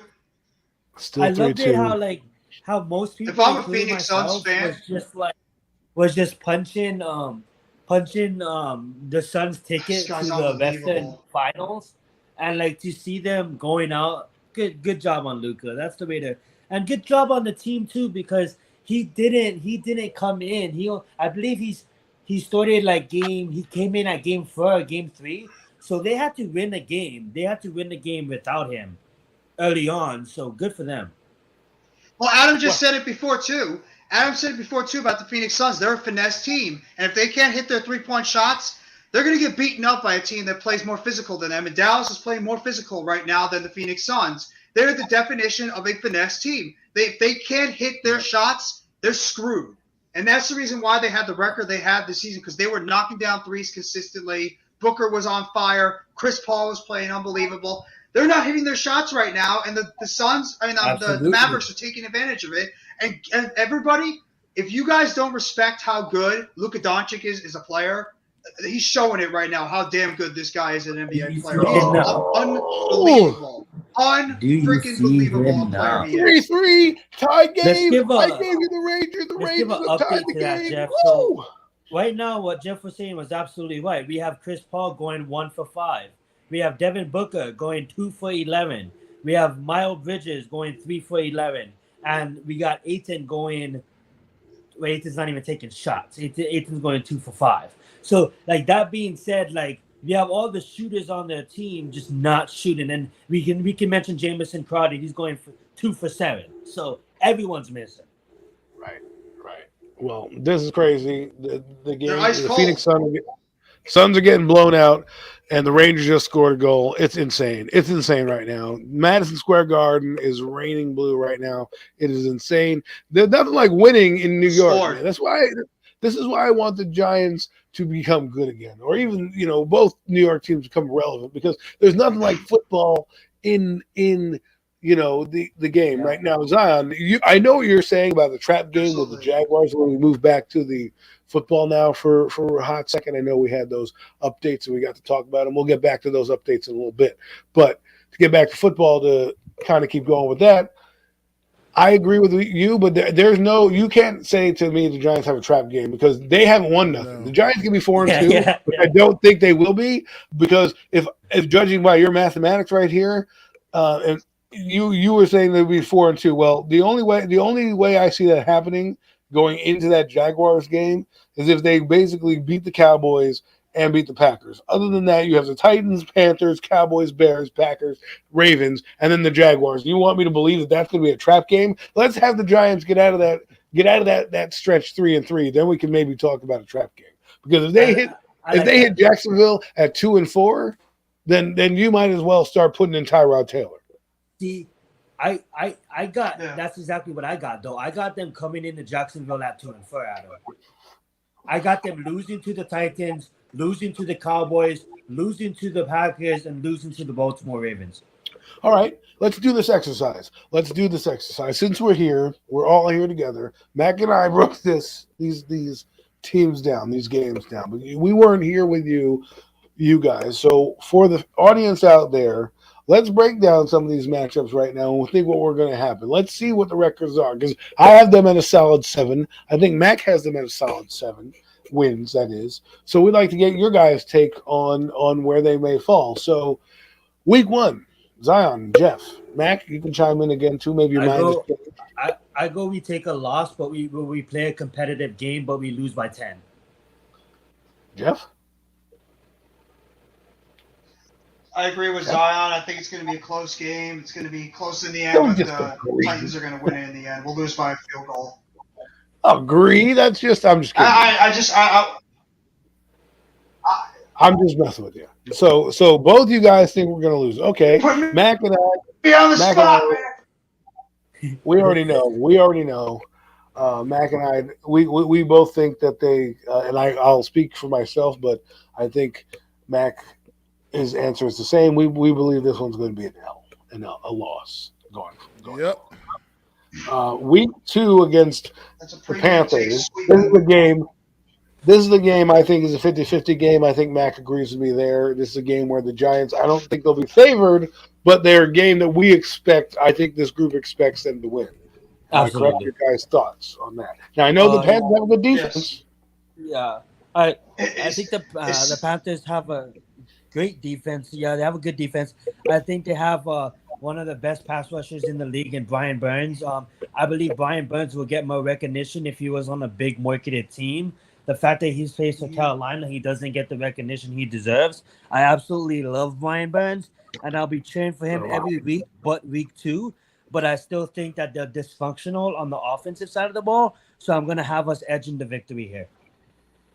Interesting. I mean, they will be having, I know the Panthers, I'd rather play them later than earlier because sometimes Christian McCaffrey's not in the game, but having Christian McCaffrey probably there at week 2, that's a difference maker there. But me and Jeff, it is a difference maker. But the fact that I think we're playing Derrick Henry week 1, that's gonna help the defense in the sense of planning for Chris. I know there are 2 different type of players, and obviously Christian McCaffrey is gonna get his catches out of the backfield. He always finds a way to get some receiving yards in. But I think playing the Titans is gonna set us up to game plan for the Carolina Panthers, and I just don't believe in the quarterback. Okay, Jeff, your thoughts? And going off that point right there, that's the reason why I would pick the Giants to win the game, because if Sam Darnold is behind center, Sam Darnold sucks. And I think let's play devil's advocate here.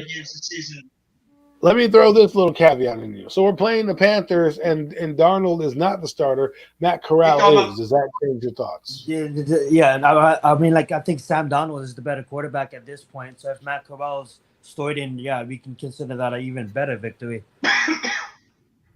Okay, well, just thought I'd throw that little caveat out there. The Bears. Not the Bears. The Cowboys. We have the Cowboys week 3, Monday night. Mac and I discussed this. Mac, if you want to answer. Mac, our thoughts were? Our thoughts were that the Giants were losing this game, I believe. Because that's what I've had them as, losing this game, because until Daniel Jones proves he can get it done in prime time, yes, sir. I can't buy into it. What's going on, Kayla? What's up, Kayla? I'm going to let Jeff go first on this one, but I probably agree with him. And I do agree with you guys. I have us losing it, but Jeff, you go take it away, bro.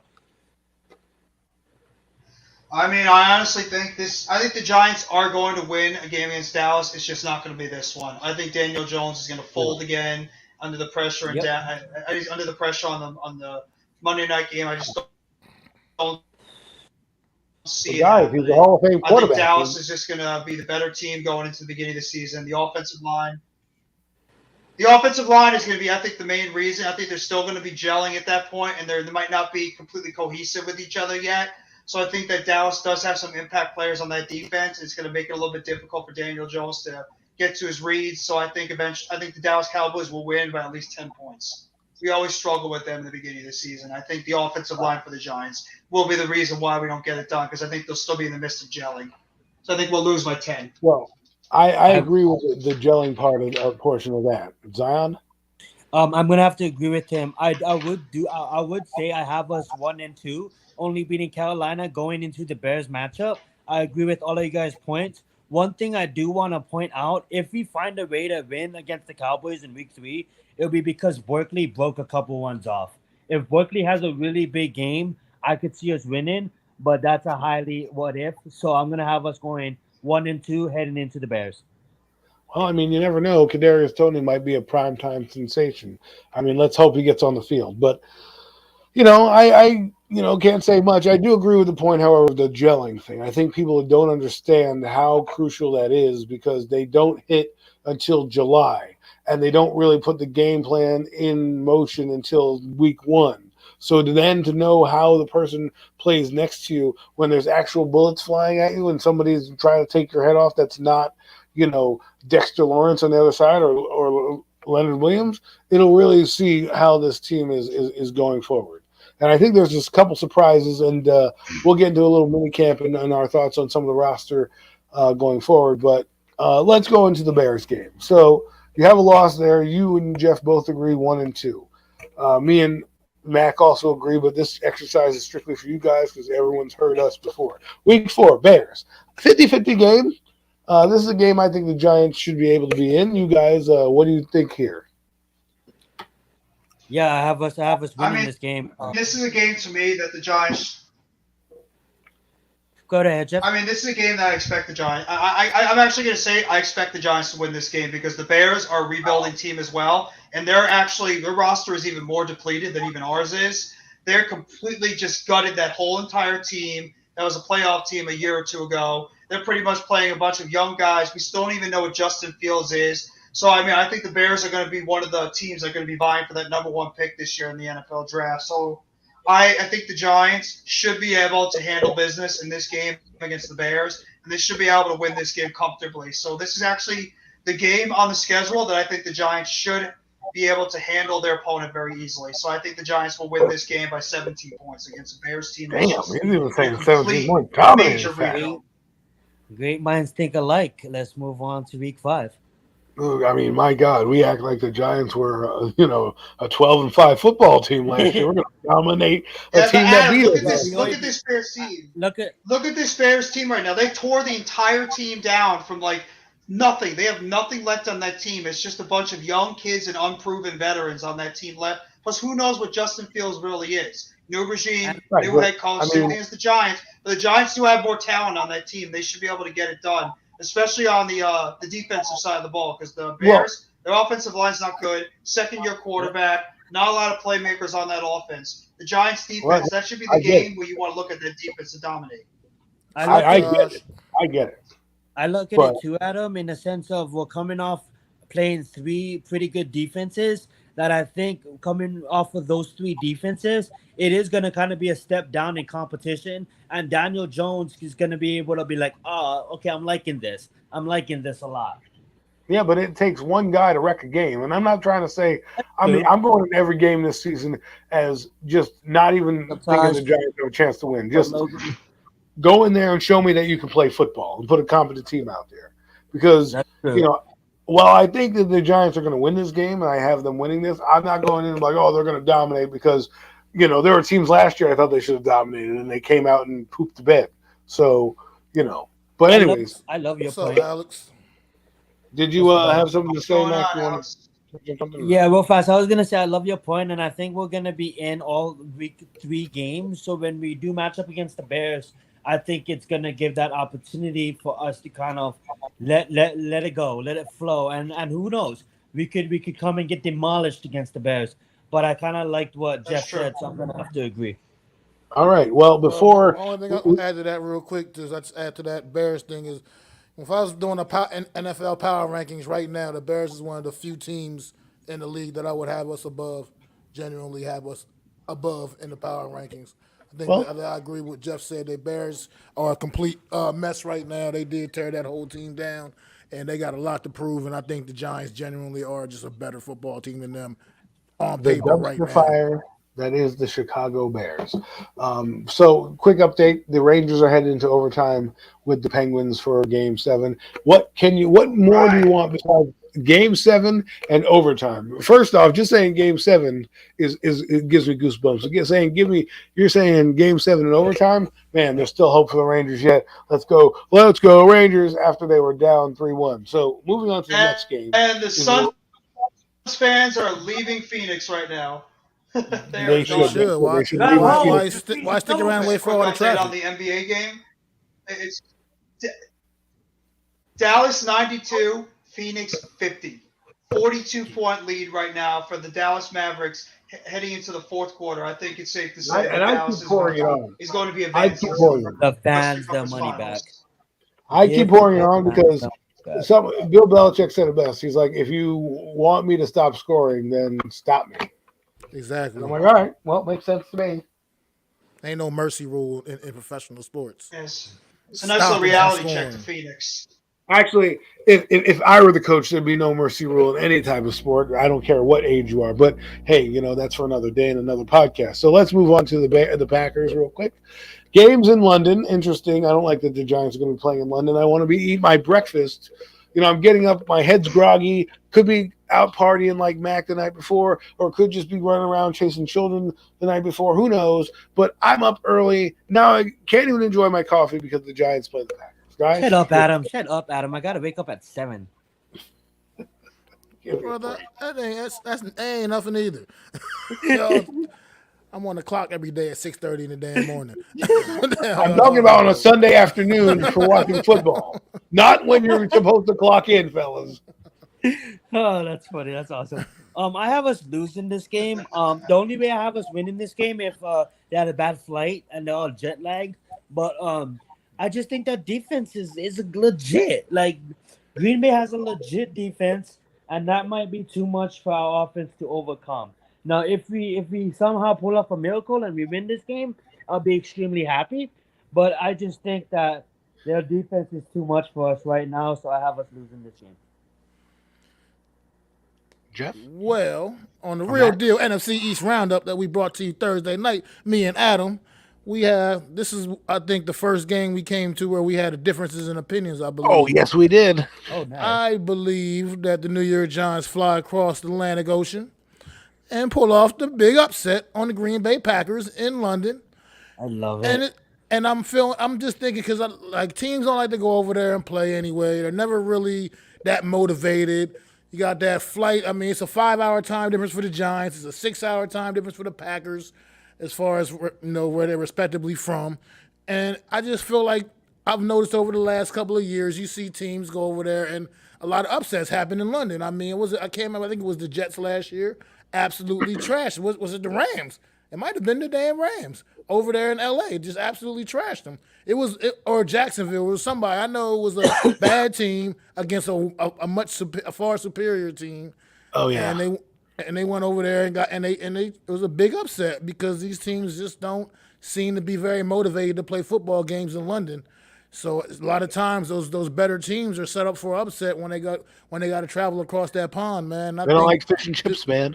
I think this could be one of those ones where the Giants catch the Green Bay Packers slipping. And like I said, also, I'm not scared to say it. I mean, I know Aaron Rodgers is a bad man, according to Stephen A. Smith and many others. But There's a I but. think that he doesn't have a lot of the receiver talent around him. That those big guys making plays, Devontae Adams.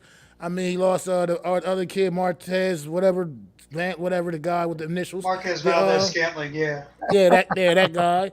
And Aaron Jones is going to be facing defensive fronts that he's just not used to seeing because you don't have those marquee receivers on the outsides anymore to spread the defense out for him. So that's going to factor into this Packer offense. And I know Aaron Rodgers, his talent speaks for itself. I'm not knocking that. He's one of the best quarterbacks to ever do it.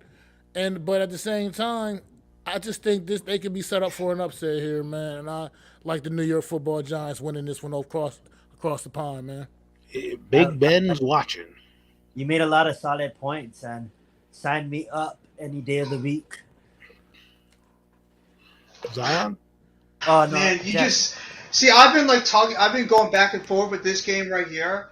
I've been going back and forth with this game right here the entire time, and I agree 1,000% with what Max said. With losing Devontae Adams and even Marquez Valdez-Scantling to their wide receiver core, unless Sammy Watkins can turn into the Sammy Watkins he should have been throughout his career, Christian Watson just comes out of nowhere and lights up the league. That's not or happening. Randall Cobb and Alan Lazard turn the clock back. They have nobody on the outside that is a legit threat at the wide receiver position, and their tight end, who was actually having a good season, Robert Tonyan, is coming off an ACL tear, so who knows what he's going to be like. Plus, their offensive line is not as good as it was before because Eldrin Jenkins, their Pro Bowl right tackle, their left tackle, he's coming off the torn ACL. Bakhtiari's coming off a serious injury. Their offensive line is not going to be as good as it was in previous years. Aaron Rodgers is going to be facing a lot more pressure from opposing defenses than he did before. And like Mac just mentioned before, A.J. Dillon and Aaron Jones, they're going to be facing a lot more coverage in the box than they did before because there's no real threat on the outside. You don't have a Devontae Adams or a premier wide receiver on the outside. So I think that's going to hurt their offense, and especially even on their defense. Zadarius Smith leaving that team is going to be a big hole as well on the defensive side because you're taking away an impact pass rusher off that defense. So I think that's going to hurt them in terms of getting to the quarterback as well. I know Devontae Wyatt was a solid pickup for them on the defensive side.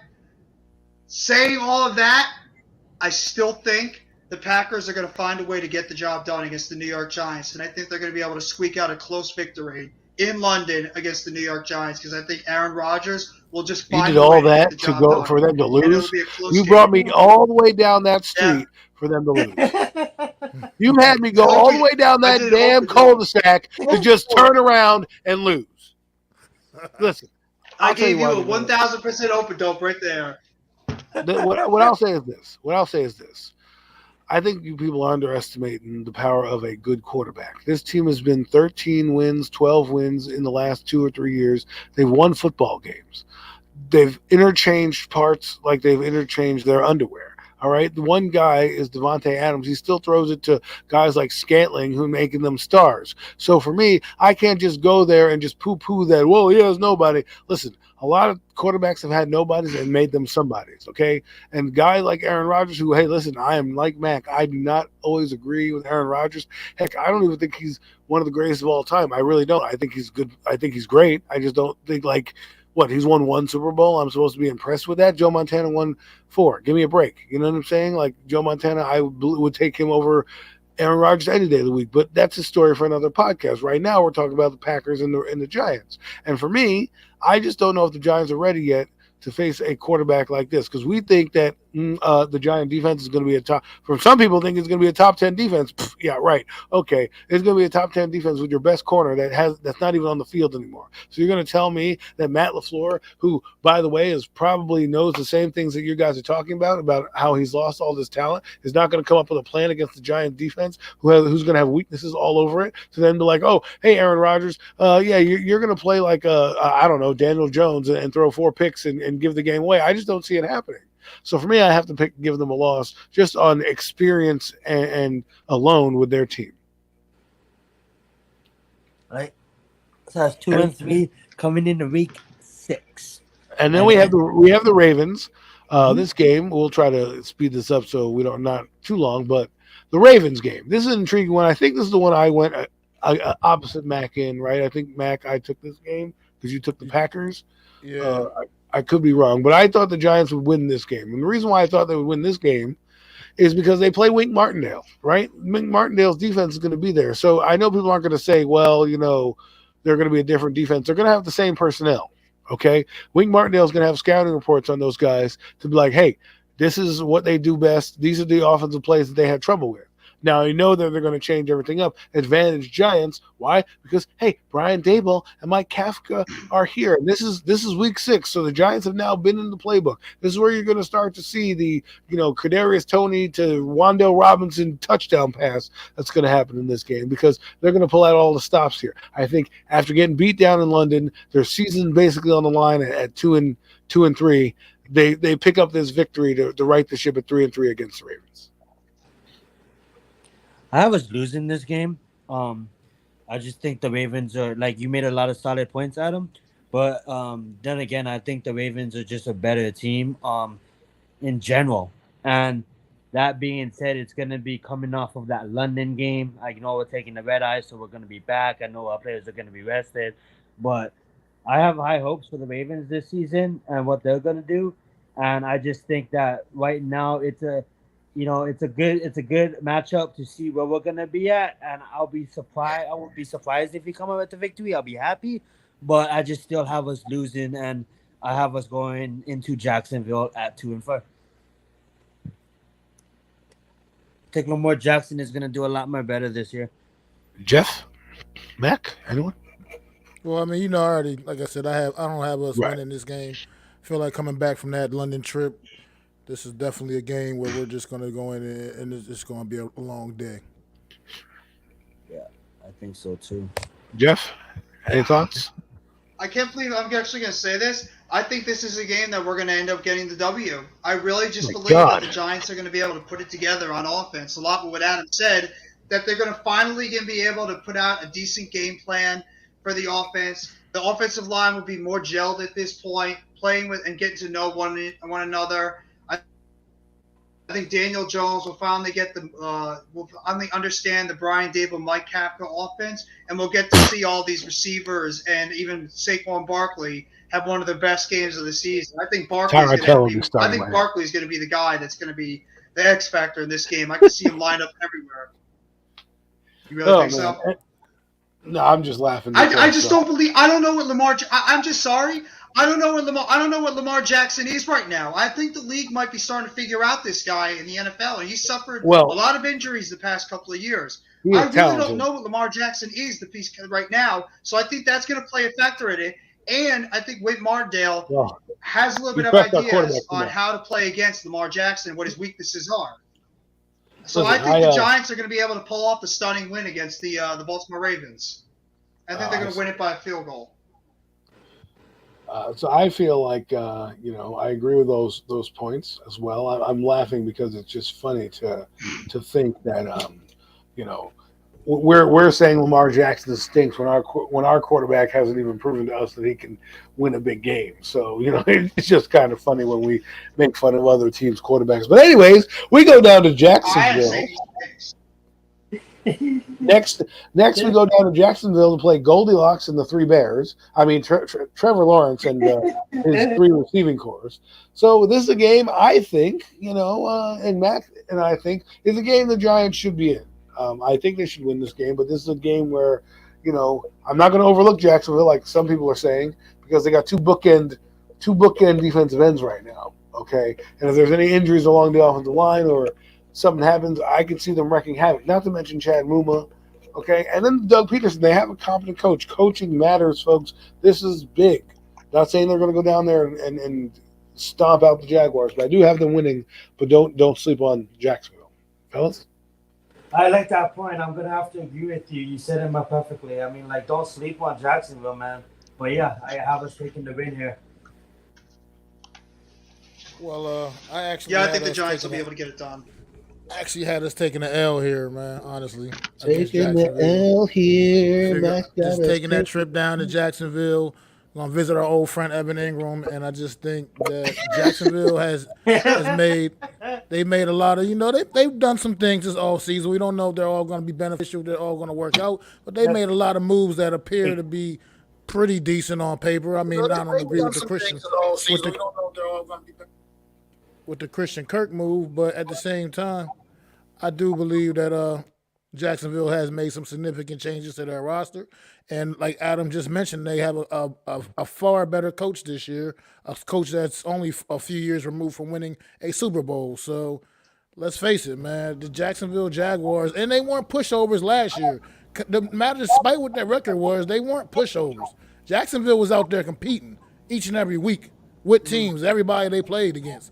So let's not get it twisted. Like this is just some stinky Jacksonville team that we should just go down there and roll. You know what I mean? This is a team that was playing far better football late in the season than we were last season, and they made some things to improve, and they've done a lot of things to improve themselves. I think this could be a game where the Giants. I mean, not saying they overlook Jacksonville because they're not in a position to overlook anyone, but at the same time, I can see them taking Jacksonville for granted maybe a little bit. That's what inexperience at a young team, growing pains you deal with. Exactly. You know what I mean? Especially if they have any early success in the season at all. So, I could just see them dropping this one. You have games like that every year on the schedule. Interesting. I like it. The next game, the Seahawks. This is a game that intrigues me because I have no idea what the Seahawks are going to be.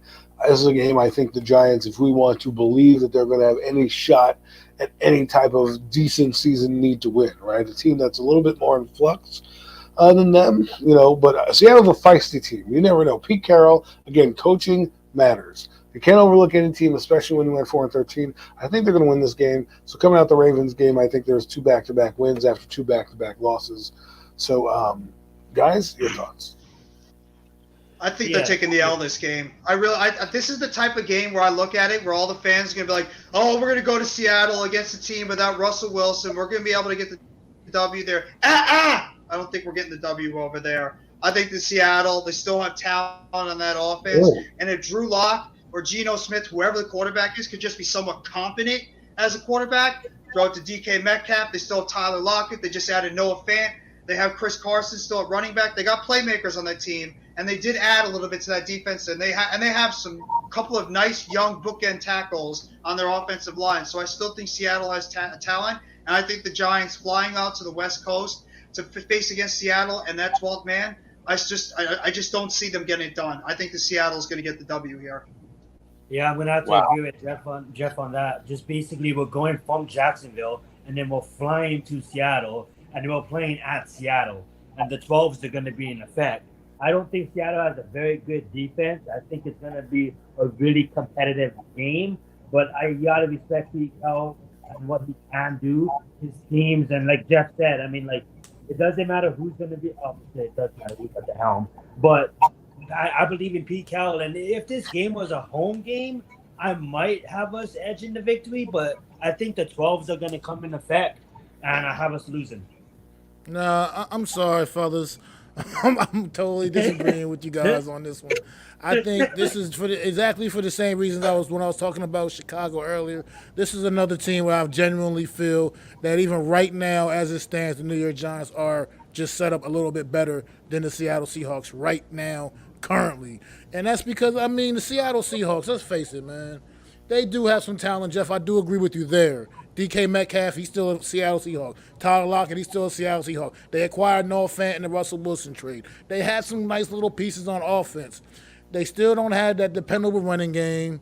They still, you traded away your best player on offense in Russell Wilson. You let your best player on defense walk away in Bobby Wagner. That just doesn't send the kind of message to any organization that you're trying to win this year. At least you're definitely in absolute rebuild mode, and that 12th man don't hit the same when the team is bad. I'm sorry, it's just not going to have that same impact like it did when they had the Legion of Boom out there kicking ass up and down that field. So I just think the Seattle Seahawks are a bad football team, and there is no excuse for the New York Giants to lose a football game to them as far as the way that And you roster know what sits it this is? season. You know what it is, Max? We're the New York Giants. We probably will lose the game. We're not supposed to lose. Well, with that being said, the Giants going into Week 9 play nobody, so that should be a win in That's a win right on there. the schedule. Hopefully, No, a there's good no way win. we lose that game. I'm gonna. Week 10, November 13th versus the Texans. Now, a game again. I'll always say this. You'll hear it in my hurry up. You'll hear it on premium takes. You'll hear it in the NFC East roundup. That this is a winnable 50-50 game. This team is on the same level as the Giants. They won the same amount of games. I'm not depending on what our record is going forward.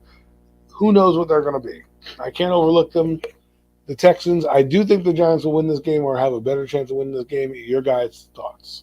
I have us losing against Seattle, so that brings us to 3-6, going into 3-5, going into the Texans. Um, and I absolutely have us going, getting it together in the bye week, looking at our schedule, 3-5, knowing that it's not the end of the world, that we still can come up and make a shot, make a run. I have us going on a pretty good streak here, so I'm gonna have us coming up and coming out and looking like a really solid football team against the Texans. I know the Texans have somewhat of a respectable defense now, but I just think that bye week is gonna, players are gonna get, energy back up. I'm slaughtering the word right now. I can't find it, but get re-energized, and we're gonna pull off a pretty good victory against the Texans. Yeah, I agree. I think we just get the job done against Houston. I think they're a team and a lot of don't really have a true identity yet either. Davis Mills had a pretty promising rookie year. I think that kid actually could be their potential future going forward. Honestly, I think he does have that type of upside after what he showed last year. And but they still look like they look like a team looking for an identity. I think the New York Giants will just find a way to win this football game. And I kind of play off what you guys both said too. I think the New York Giants will just find a way to get the job done here. I think that the Houston Texans lack one thing, and I believe that's a pass rush right now. So I think if that offensive line for the Giants could just hold up for enough time, Daniel Jones will be able to pick apart that Houston Texans young defense. So I just really believe that the Giants, in a closer game than maybe most think, I think they're going to be able to get the job done and win this game by a touchdown against the very young, with some upside Texas team. Moving right along to the next team on the schedule, another, if we were winning, I would say powder puff game, but because the Giants, again, were 4-13, we can't. Detroit Lions. The Detroit Lions are coming to MetLife Stadium. I think the Giants are going to win this game. I think it'll be a hard-fought game because Dan Campbell will have them ready to play. But I'm looking at a W here. Yeah, absolutely. I respect and absolutely love what the Lions are putting together. I don't care for the coach, but I absolutely respect what they have done for this team. What is that? He's an ex-Giant. Wait. Where does homie coach, who's the offensive coordinator for the Patriots? Where did he go? Didn't he go? He went to the Raiders. Oh, never mind. I'm sorry. Sorry about that. I thought he was. I'm stupid. Anyhow, that being said, I absolutely love what the Lions are doing. I absolutely love their head coach. I have to look into him. And that, my friends, is a premium take. Yeah, that's pretty much it. The Lions' offense is legit. Outside of their quarterback, I think he has a lot to prove. And if he doesn't get it done with this, you got everything around you from a pretty good pretty good offensive line to can be amazing tight end if he stays healthy. He got Rippins now to throw the ball to with a pretty good playmaking back in Swift. My God, the Lions have an exciting offense, and hopefully it all comes together for them. I have it being a close game, a really competitive game, because I do believe that their defense is young and pretty solid as well, and a lot to prove, a lot to be desired there too. But I'm loving. Give the Lions a couple of years, man. The Lions could be a playoff winning, a playoff demanding kind of team.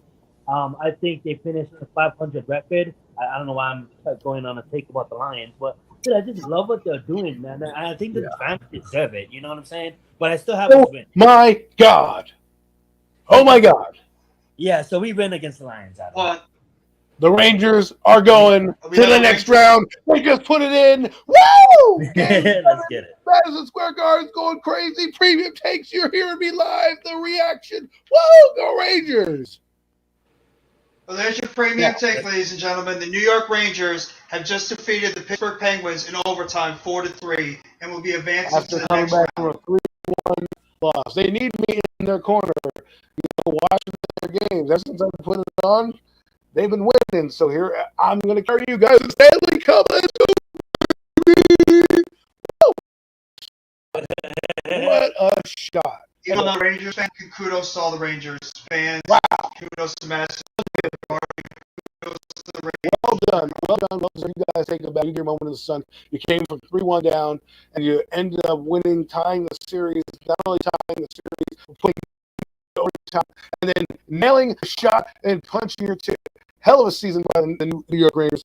Way to end in thrilling fashion right here live. I have it on just so you guys can hear my reaction. Didn't want to take anything away, but let's get back to what we're doing. The next game. This is what's going to give me a little indigestion. Jeff and Mac wants to give their opinions on the Lions. I'm sorry. Have it. I think we're going. Yeah. You're good. Let's move on. Sorry. W for Mac. I actually think we're going to lose this game. I really believe that the Lions, I like what this Lions team is putting together, and I really believe that the Lions are going to surprise us, and I think they're going to beat us. I can't believe I actually really like what this Lions team is building together. Don't underestimate this team. This team looks pretty good Yeah, right I now like with the this team. foundation they're putting together. Yeah, I think they got some really solid pieces on that offense. And I do believe Anyway, that I can't believe I'm saying this. The Detroit Lions are going to find a way to get it done against us. if I the really Giants do. I think lose the Lions. to the This is going to Detroit be one of Lions, those games. then Yes, I then think it's going to then happen. I think that the Lions they will are not. find a way to Then get it done against the Giants. you need to trade everybody at the I trade can't deadline believe I'm because saying that that. means you're not going anywhere.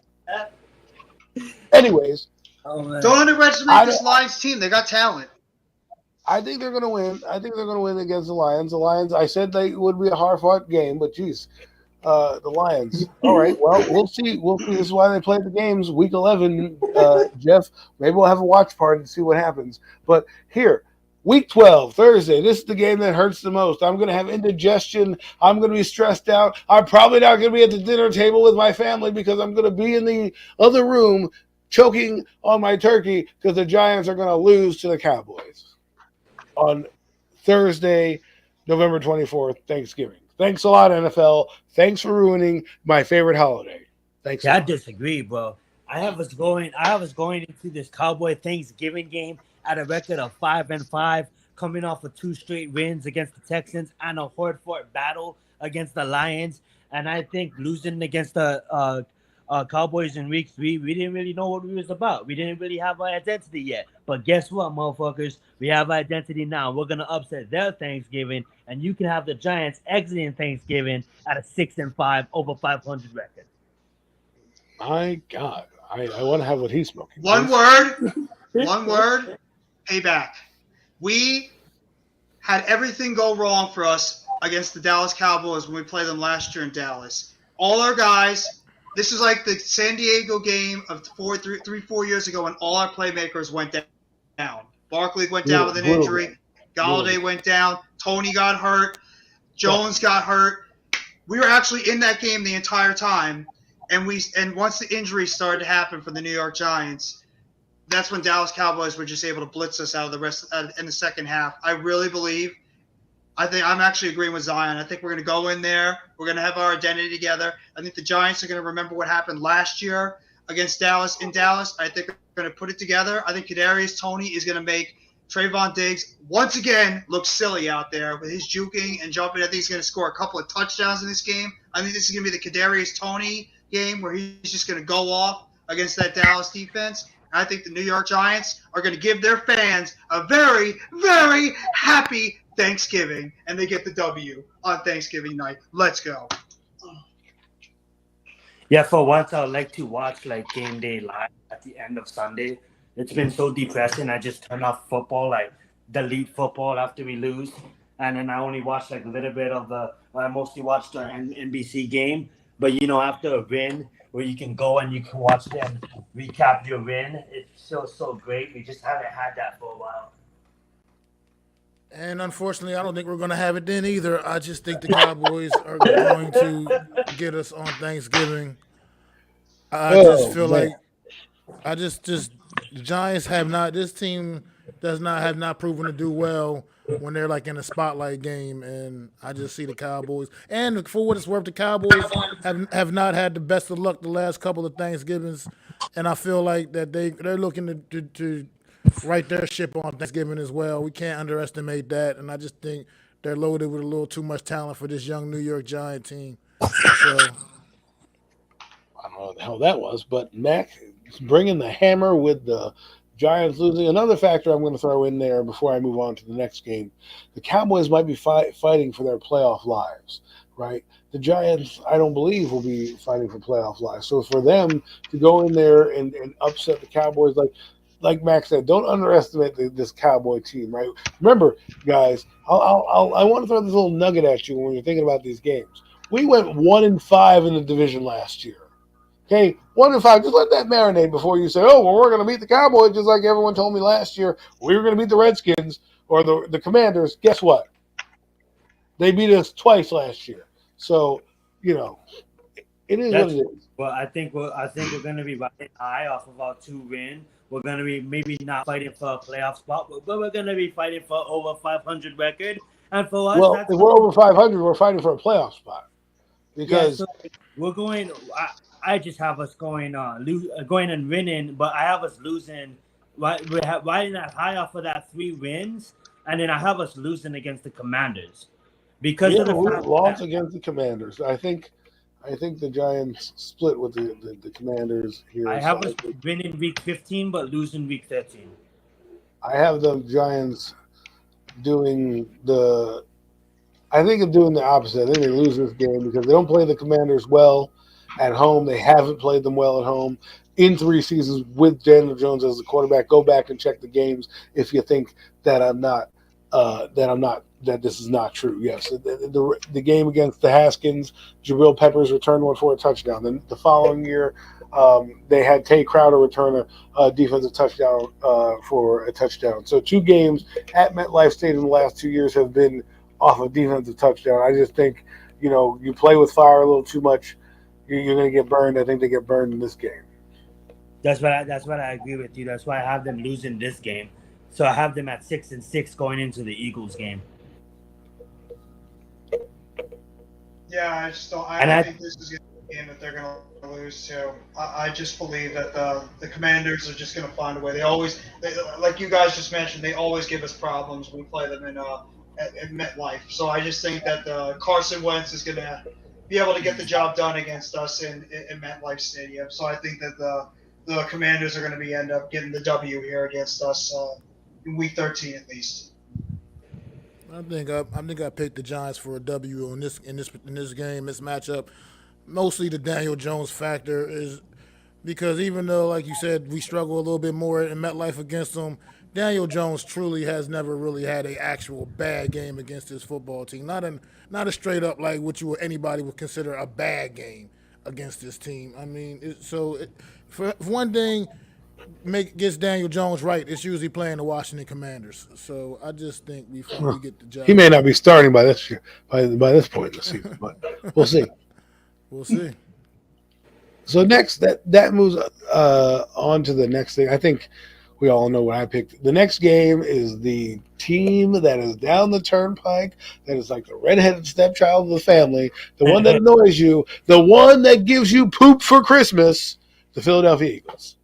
Here we are, week 14. This to me is a loss because I think they're going to be the team that beats in the NFC East, and I think they're going to be hitting their stride like the Eagles do. And I don't think the Giants right now are right where they need to be. The Giants don't play well against good teams. They don't. History has it shown. Look at all the teams they beat this year. They beat what? The Panthers. Okay, they were decent. They beat the Raiders. Okay, that was a close game. But they don't. But other teams, Kansas City, couldn't beat them. This is a game where throw records out. I know funky things happen. I just don't think the Eagles are gonna. They're gonna want a rematch for last time in December last year when they almost won by the fingertips of Jalen Rager. So take it away, fellas. Yeah, I have us like I agree with you too, and this is like for me, and like just looking at it for this exercise, this is a game that is kind of like a season defining game because of the fact that I have us at 6-6, and if we win this game, maybe we make a push, right? But I actually for this exercise and for where I think this team is going this season, I don't think that we're gonna make the push. So I have us actually losing this game and going 6-7 and not winning this game. I know that was a lot, but I just you know I just feel like this game right now, like well obviously not right now. Week 14, it can really define. Do we push coming off that loss against Washington in my scenario? Do we push that? Let's go all in and win out kind of mentality, or do we fold? You know what I'm saying? For this exercise, I'm gonna have us folding, and then I'm gonna have us losing this game and going 6-7. Got us losing this game because until this team can figure out a way to beat this football team with any form of consistency, it's hard for me to ever pick us to win against the Philadelphia Eagles. It just really True. is. It's true. I know The that's. reason why Go ahead. the reason why I just don't I think that the Eagles are going to get the job done is I really think that the loss of James Bradbury is going to hurt us the most in this game because of the fact that they got that two-headed monster wide But not against receiver, Aaron Rodgers. A.J. Brown and Devontae Smith. I just really think that those two guys are going to present such a matchup problem with their number one running game that they had last year that I don't know if Aaron Robinson or some of our young corners are going to be able to match up against either one of these guys on the outside. And then you got Dallas Goedert at tight end, who also could present some matchup nightmares.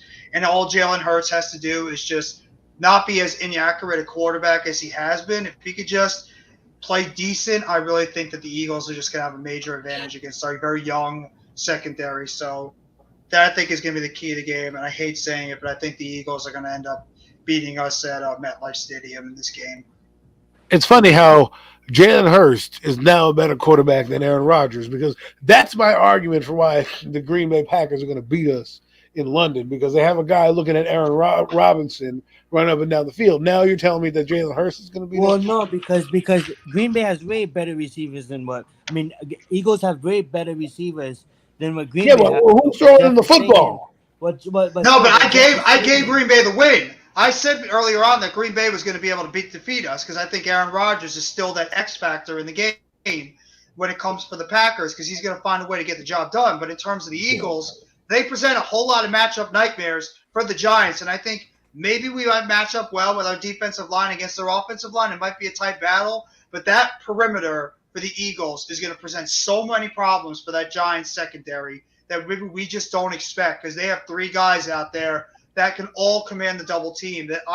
Do we really think that our secondary is going to be able to handle an A.J. Brown or a Devontae Smith, where both of them are going to be commanding those double teams? That's what I think is the matchup problem for us compared to them. Goddard or whatever his name is. I agree with you there, but if there's a matchup nightmare with Philadelphia, then we have to say there's a matchup nightmare with the Commanders week 15, because guess what? The Commanders are now at, let me get it right this time, Max, FedEx Field. Last time we were on, I said RFK, throwing me way back, but today I'll get it right. They changed their name again? I felt like Hulk Hogan when he said the Superdome or whatever at WrestleMania, and he botched it, and they were laughing at him. But anyways, Commanders, they play the Commanders real quick, back-to-back, 4 division games in a row. I want to say this before I let the panel talk real quick, is if you're going to say that statement against the Eagles about their receivers, and you cannot sleep on Terry McLaurin, Josh Dotson, and the receiving core that they have put out there with the Washington Redskins. Those guys are track stars, not to mention Aaron Gibson. I'm not trying to take anything away from Philadelphia. I'm just saying, if you're going to have the same argument about James Bradbury, you should also have the same argument about Terry McLaurin, because he's a giant killer. But in this game, I think Daniel Jones seems to play well in Washington as opposed to at home. So this is the game I think they probably win. Well, just to go back to that comment real quickly, the only reason why I say that is because Dotson hasn't done anything in the NFL yet. A.J. Brown's already been proven to be one of the best receivers in football, and Devontae Smith had one of the best receiving yards and receptions for a rookie coming out. So that's why I just say that, even though the Commanders have an upside in terms of their wide receiver core. Well, that is fine. What is your take on the game? Winning or loss? You know what? This game, I actually have us coming out on top. After what happened last year when we played against the Commanders in Washington, after that sour taste that we had in our mouths, and the fact that Daniel Jones does play his best football when he's in that stadium, I think that this is going to be one of Daniel Jones' best football games of the season.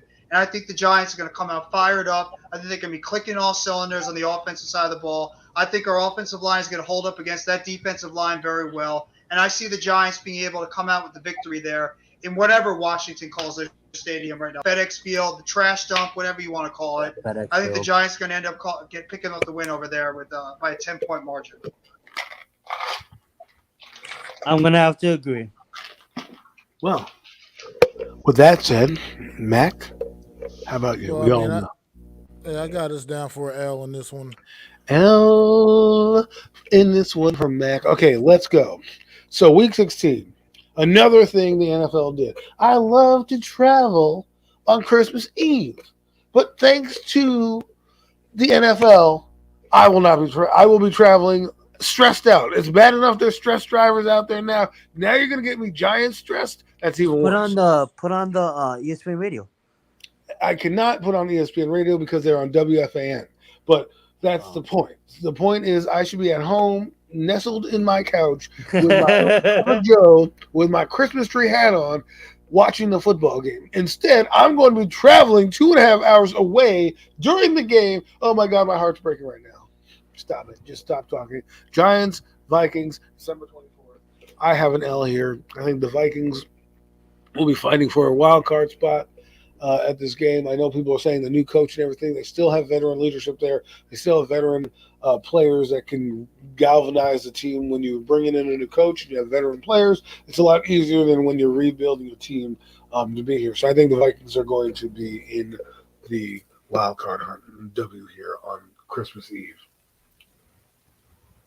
I'm gonna have to agree. I absolutely love the Vikings and what they're doing and what they've done actually over the past, what would you say, 4 or 5 years. Dude, look at the defense, man. The defense is stacked. Did lose a couple of players, but did gain a couple too. But I have us taking the loss here. I got us taking an L just because I feel like Minnesota's just flat out better. And at this time of the year, they got that good running game. They had that good running game going with Dalvin. They are pretty Dalvin intense in Cook. that new stadium too.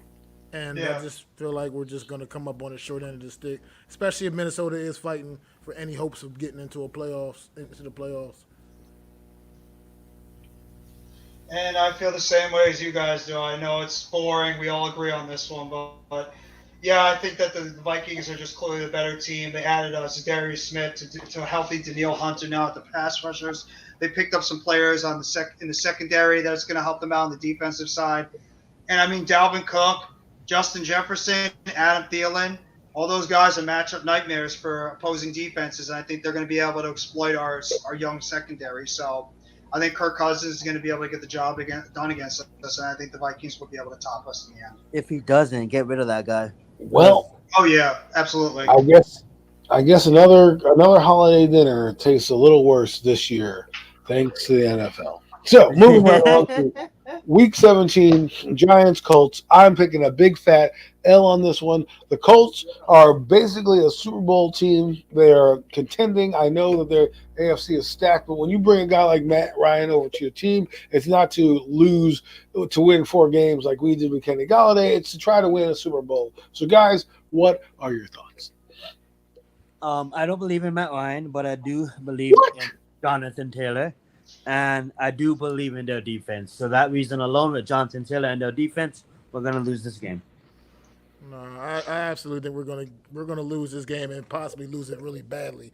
I feel like Jonathan Taylor, that run game it's just gonna be too much to handle. Like I said, this time of the year, they're gonna be leaning heavily on it, and they get the job done. And I'm sorry, I disagree with your take on Matt Ryan. You cannot dismiss the talent of Matt Ryan. I mean, he's not in his better years anymore, but he still proved even a year ago on a depleted Atlanta Falcon football team, pretty much, that he still can he can sling the rock around. And I think he's an upgrade from Carson Wentz and gives his team a much better opportunity. And they're playing in a division that they can truthfully win. And they should be fighting hard for that. I think that division is going to be a 2-team race between them and Tennessee. So coming down the stretch, this could be a very, very important game for them. And I don't see them dropping the ball, not with Matt Ryan at the helm. This is not going to be the same Indianapolis Colts that we saw last year with Carson Wentz, where, he's an accident waiting to happen. Bonehead Wentz. I just don't feel like they have that same issue anymore with Matt Ryan at quarterback. And like I said, the running game, sneaky good defense, and one of the absolute best offensive lines in football. So, yeah, I like the Colts in this one. I like the Colts actually probably rolling us in this one, honestly. You know what it is, Mac? Now that you said that, I kind of think about it. And I'm like, my hatred for Matt Ryan is coming from the guy can never just get it done. But is it that because he maybe didn't really have a solid defense? Kyle Shanahan is the reason he didn't get it done. Yeah. Not Matt Ryan. Okay, Kyle Shanahan Matt Ryan played his heart out in the Super Bowl, only to be embarrassed by his coach, who decided to throw the football with 7 minutes to go. Well, like in general, that guy had like the who's who. Guy had Tony Gonzalez on his team once. Yeah, I but mean, you like, know what? You know what? Before we move on to the last game, I did say something about that. I don't give a damn if you have a who's who. That means the team's trying to build a Super Bowl team. I can't like we gave Daniel Jones Kenny Galladay and it still stinks, right? But if he were to do good, we were like, well, he had Kenny Galladay. Oh, it's not that you know what I mean? Like I can't play that card. All I can play Matt so it Ryan comes has been down one of the to best it comes quarterbacks. down to Matt Ryan's been one. so Go it comes ahead, down to the Ryan. defense because Matt Ryan never really had a good defense in there's all of his tenure in Atlanta, and I think that you guys are looking at it whereas in I mean like I believe Colts have one of the better defenses in the league. So that being said, but Matt Ryan at the helm with actually a legit running back, with pretty good receivers, and a legit defense that he can actually shine. This will be the best team he's been on since that Super Bowl team. And that's Okay. where I was going to leave with my take. Is I think that the Colts. This is going to be one of those games that the Colts are pretty much going to come out. I think they're going to steamroll us. This is one of those games where I think we're going to have a really long chance of winning it. A lot of it has to do with that defense. Quiddy Pay, DeForest Buckner, and now they just got Yannick Ngakoue to add to that defensive line, mixed with Darius Leonard, who might be the best linebacker in football. They added Stephon Gilmore to the secondary. Michael Pittman Jr., one of the best young receivers in the NFL that nobody ever talks about, had a 1,000-yard season this past season. Added Alec Pierce as the number 2. Jonathan Taylor, arguably the best running back in football last year by statistics. Might not agree completely, but statistic-wise, he was the best running back in football. Their offensive line is solid. And Matt Ryan, he can still get the job done. He's not an over-the-hill Phillip Rivers or turnover-prone Carson Wentz. So I think that this is probably the best older quarterback that the Colts have brought in, and I really just think that they're gonna be able to beat the Giants pretty handily in this game.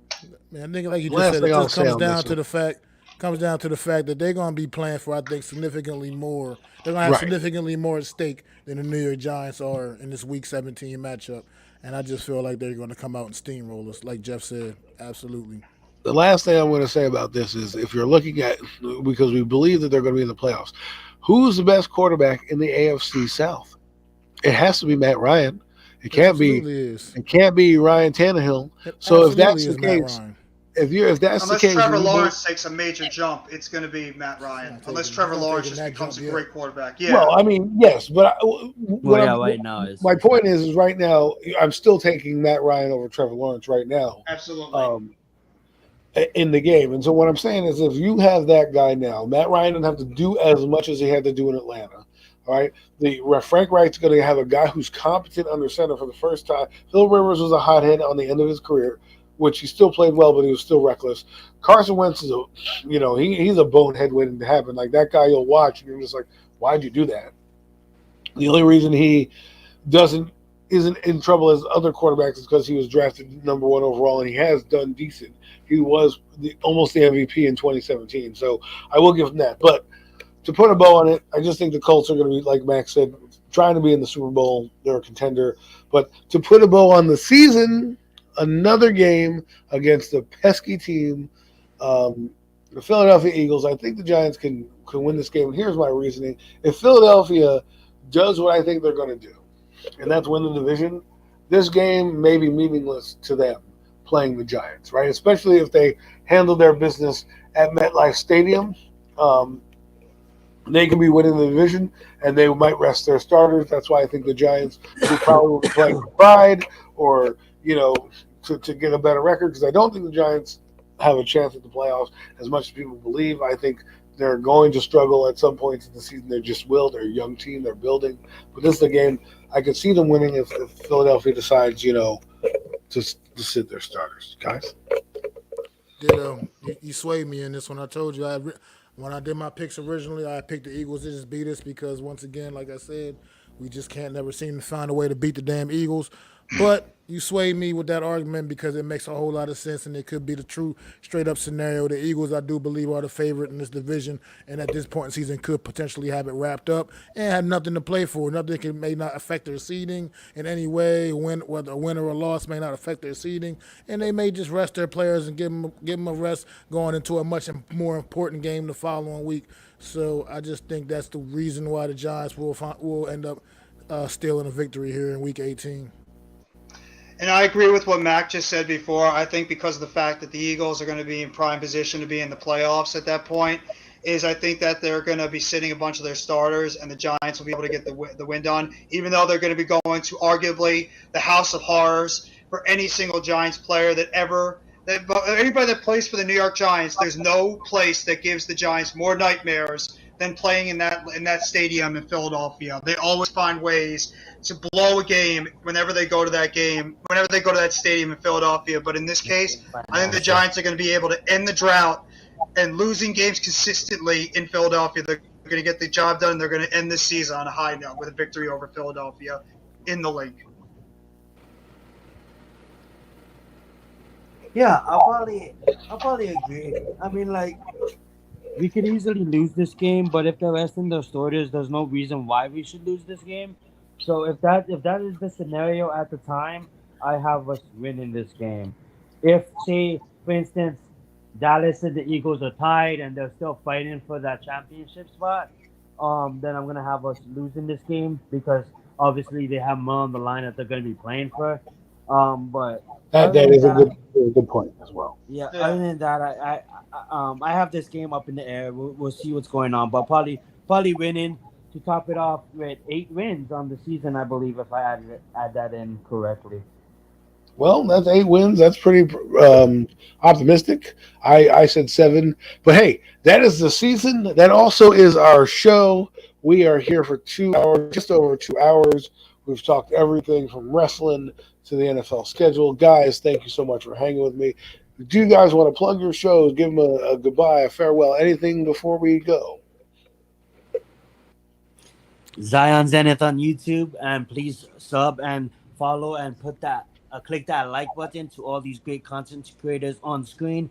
Thank you guys so much for joining us this week on Premium Takes, and I believe the next episode is going to be on Mac's channel. Yes, sir. And I'll just say sub up, Mac the Giants fan.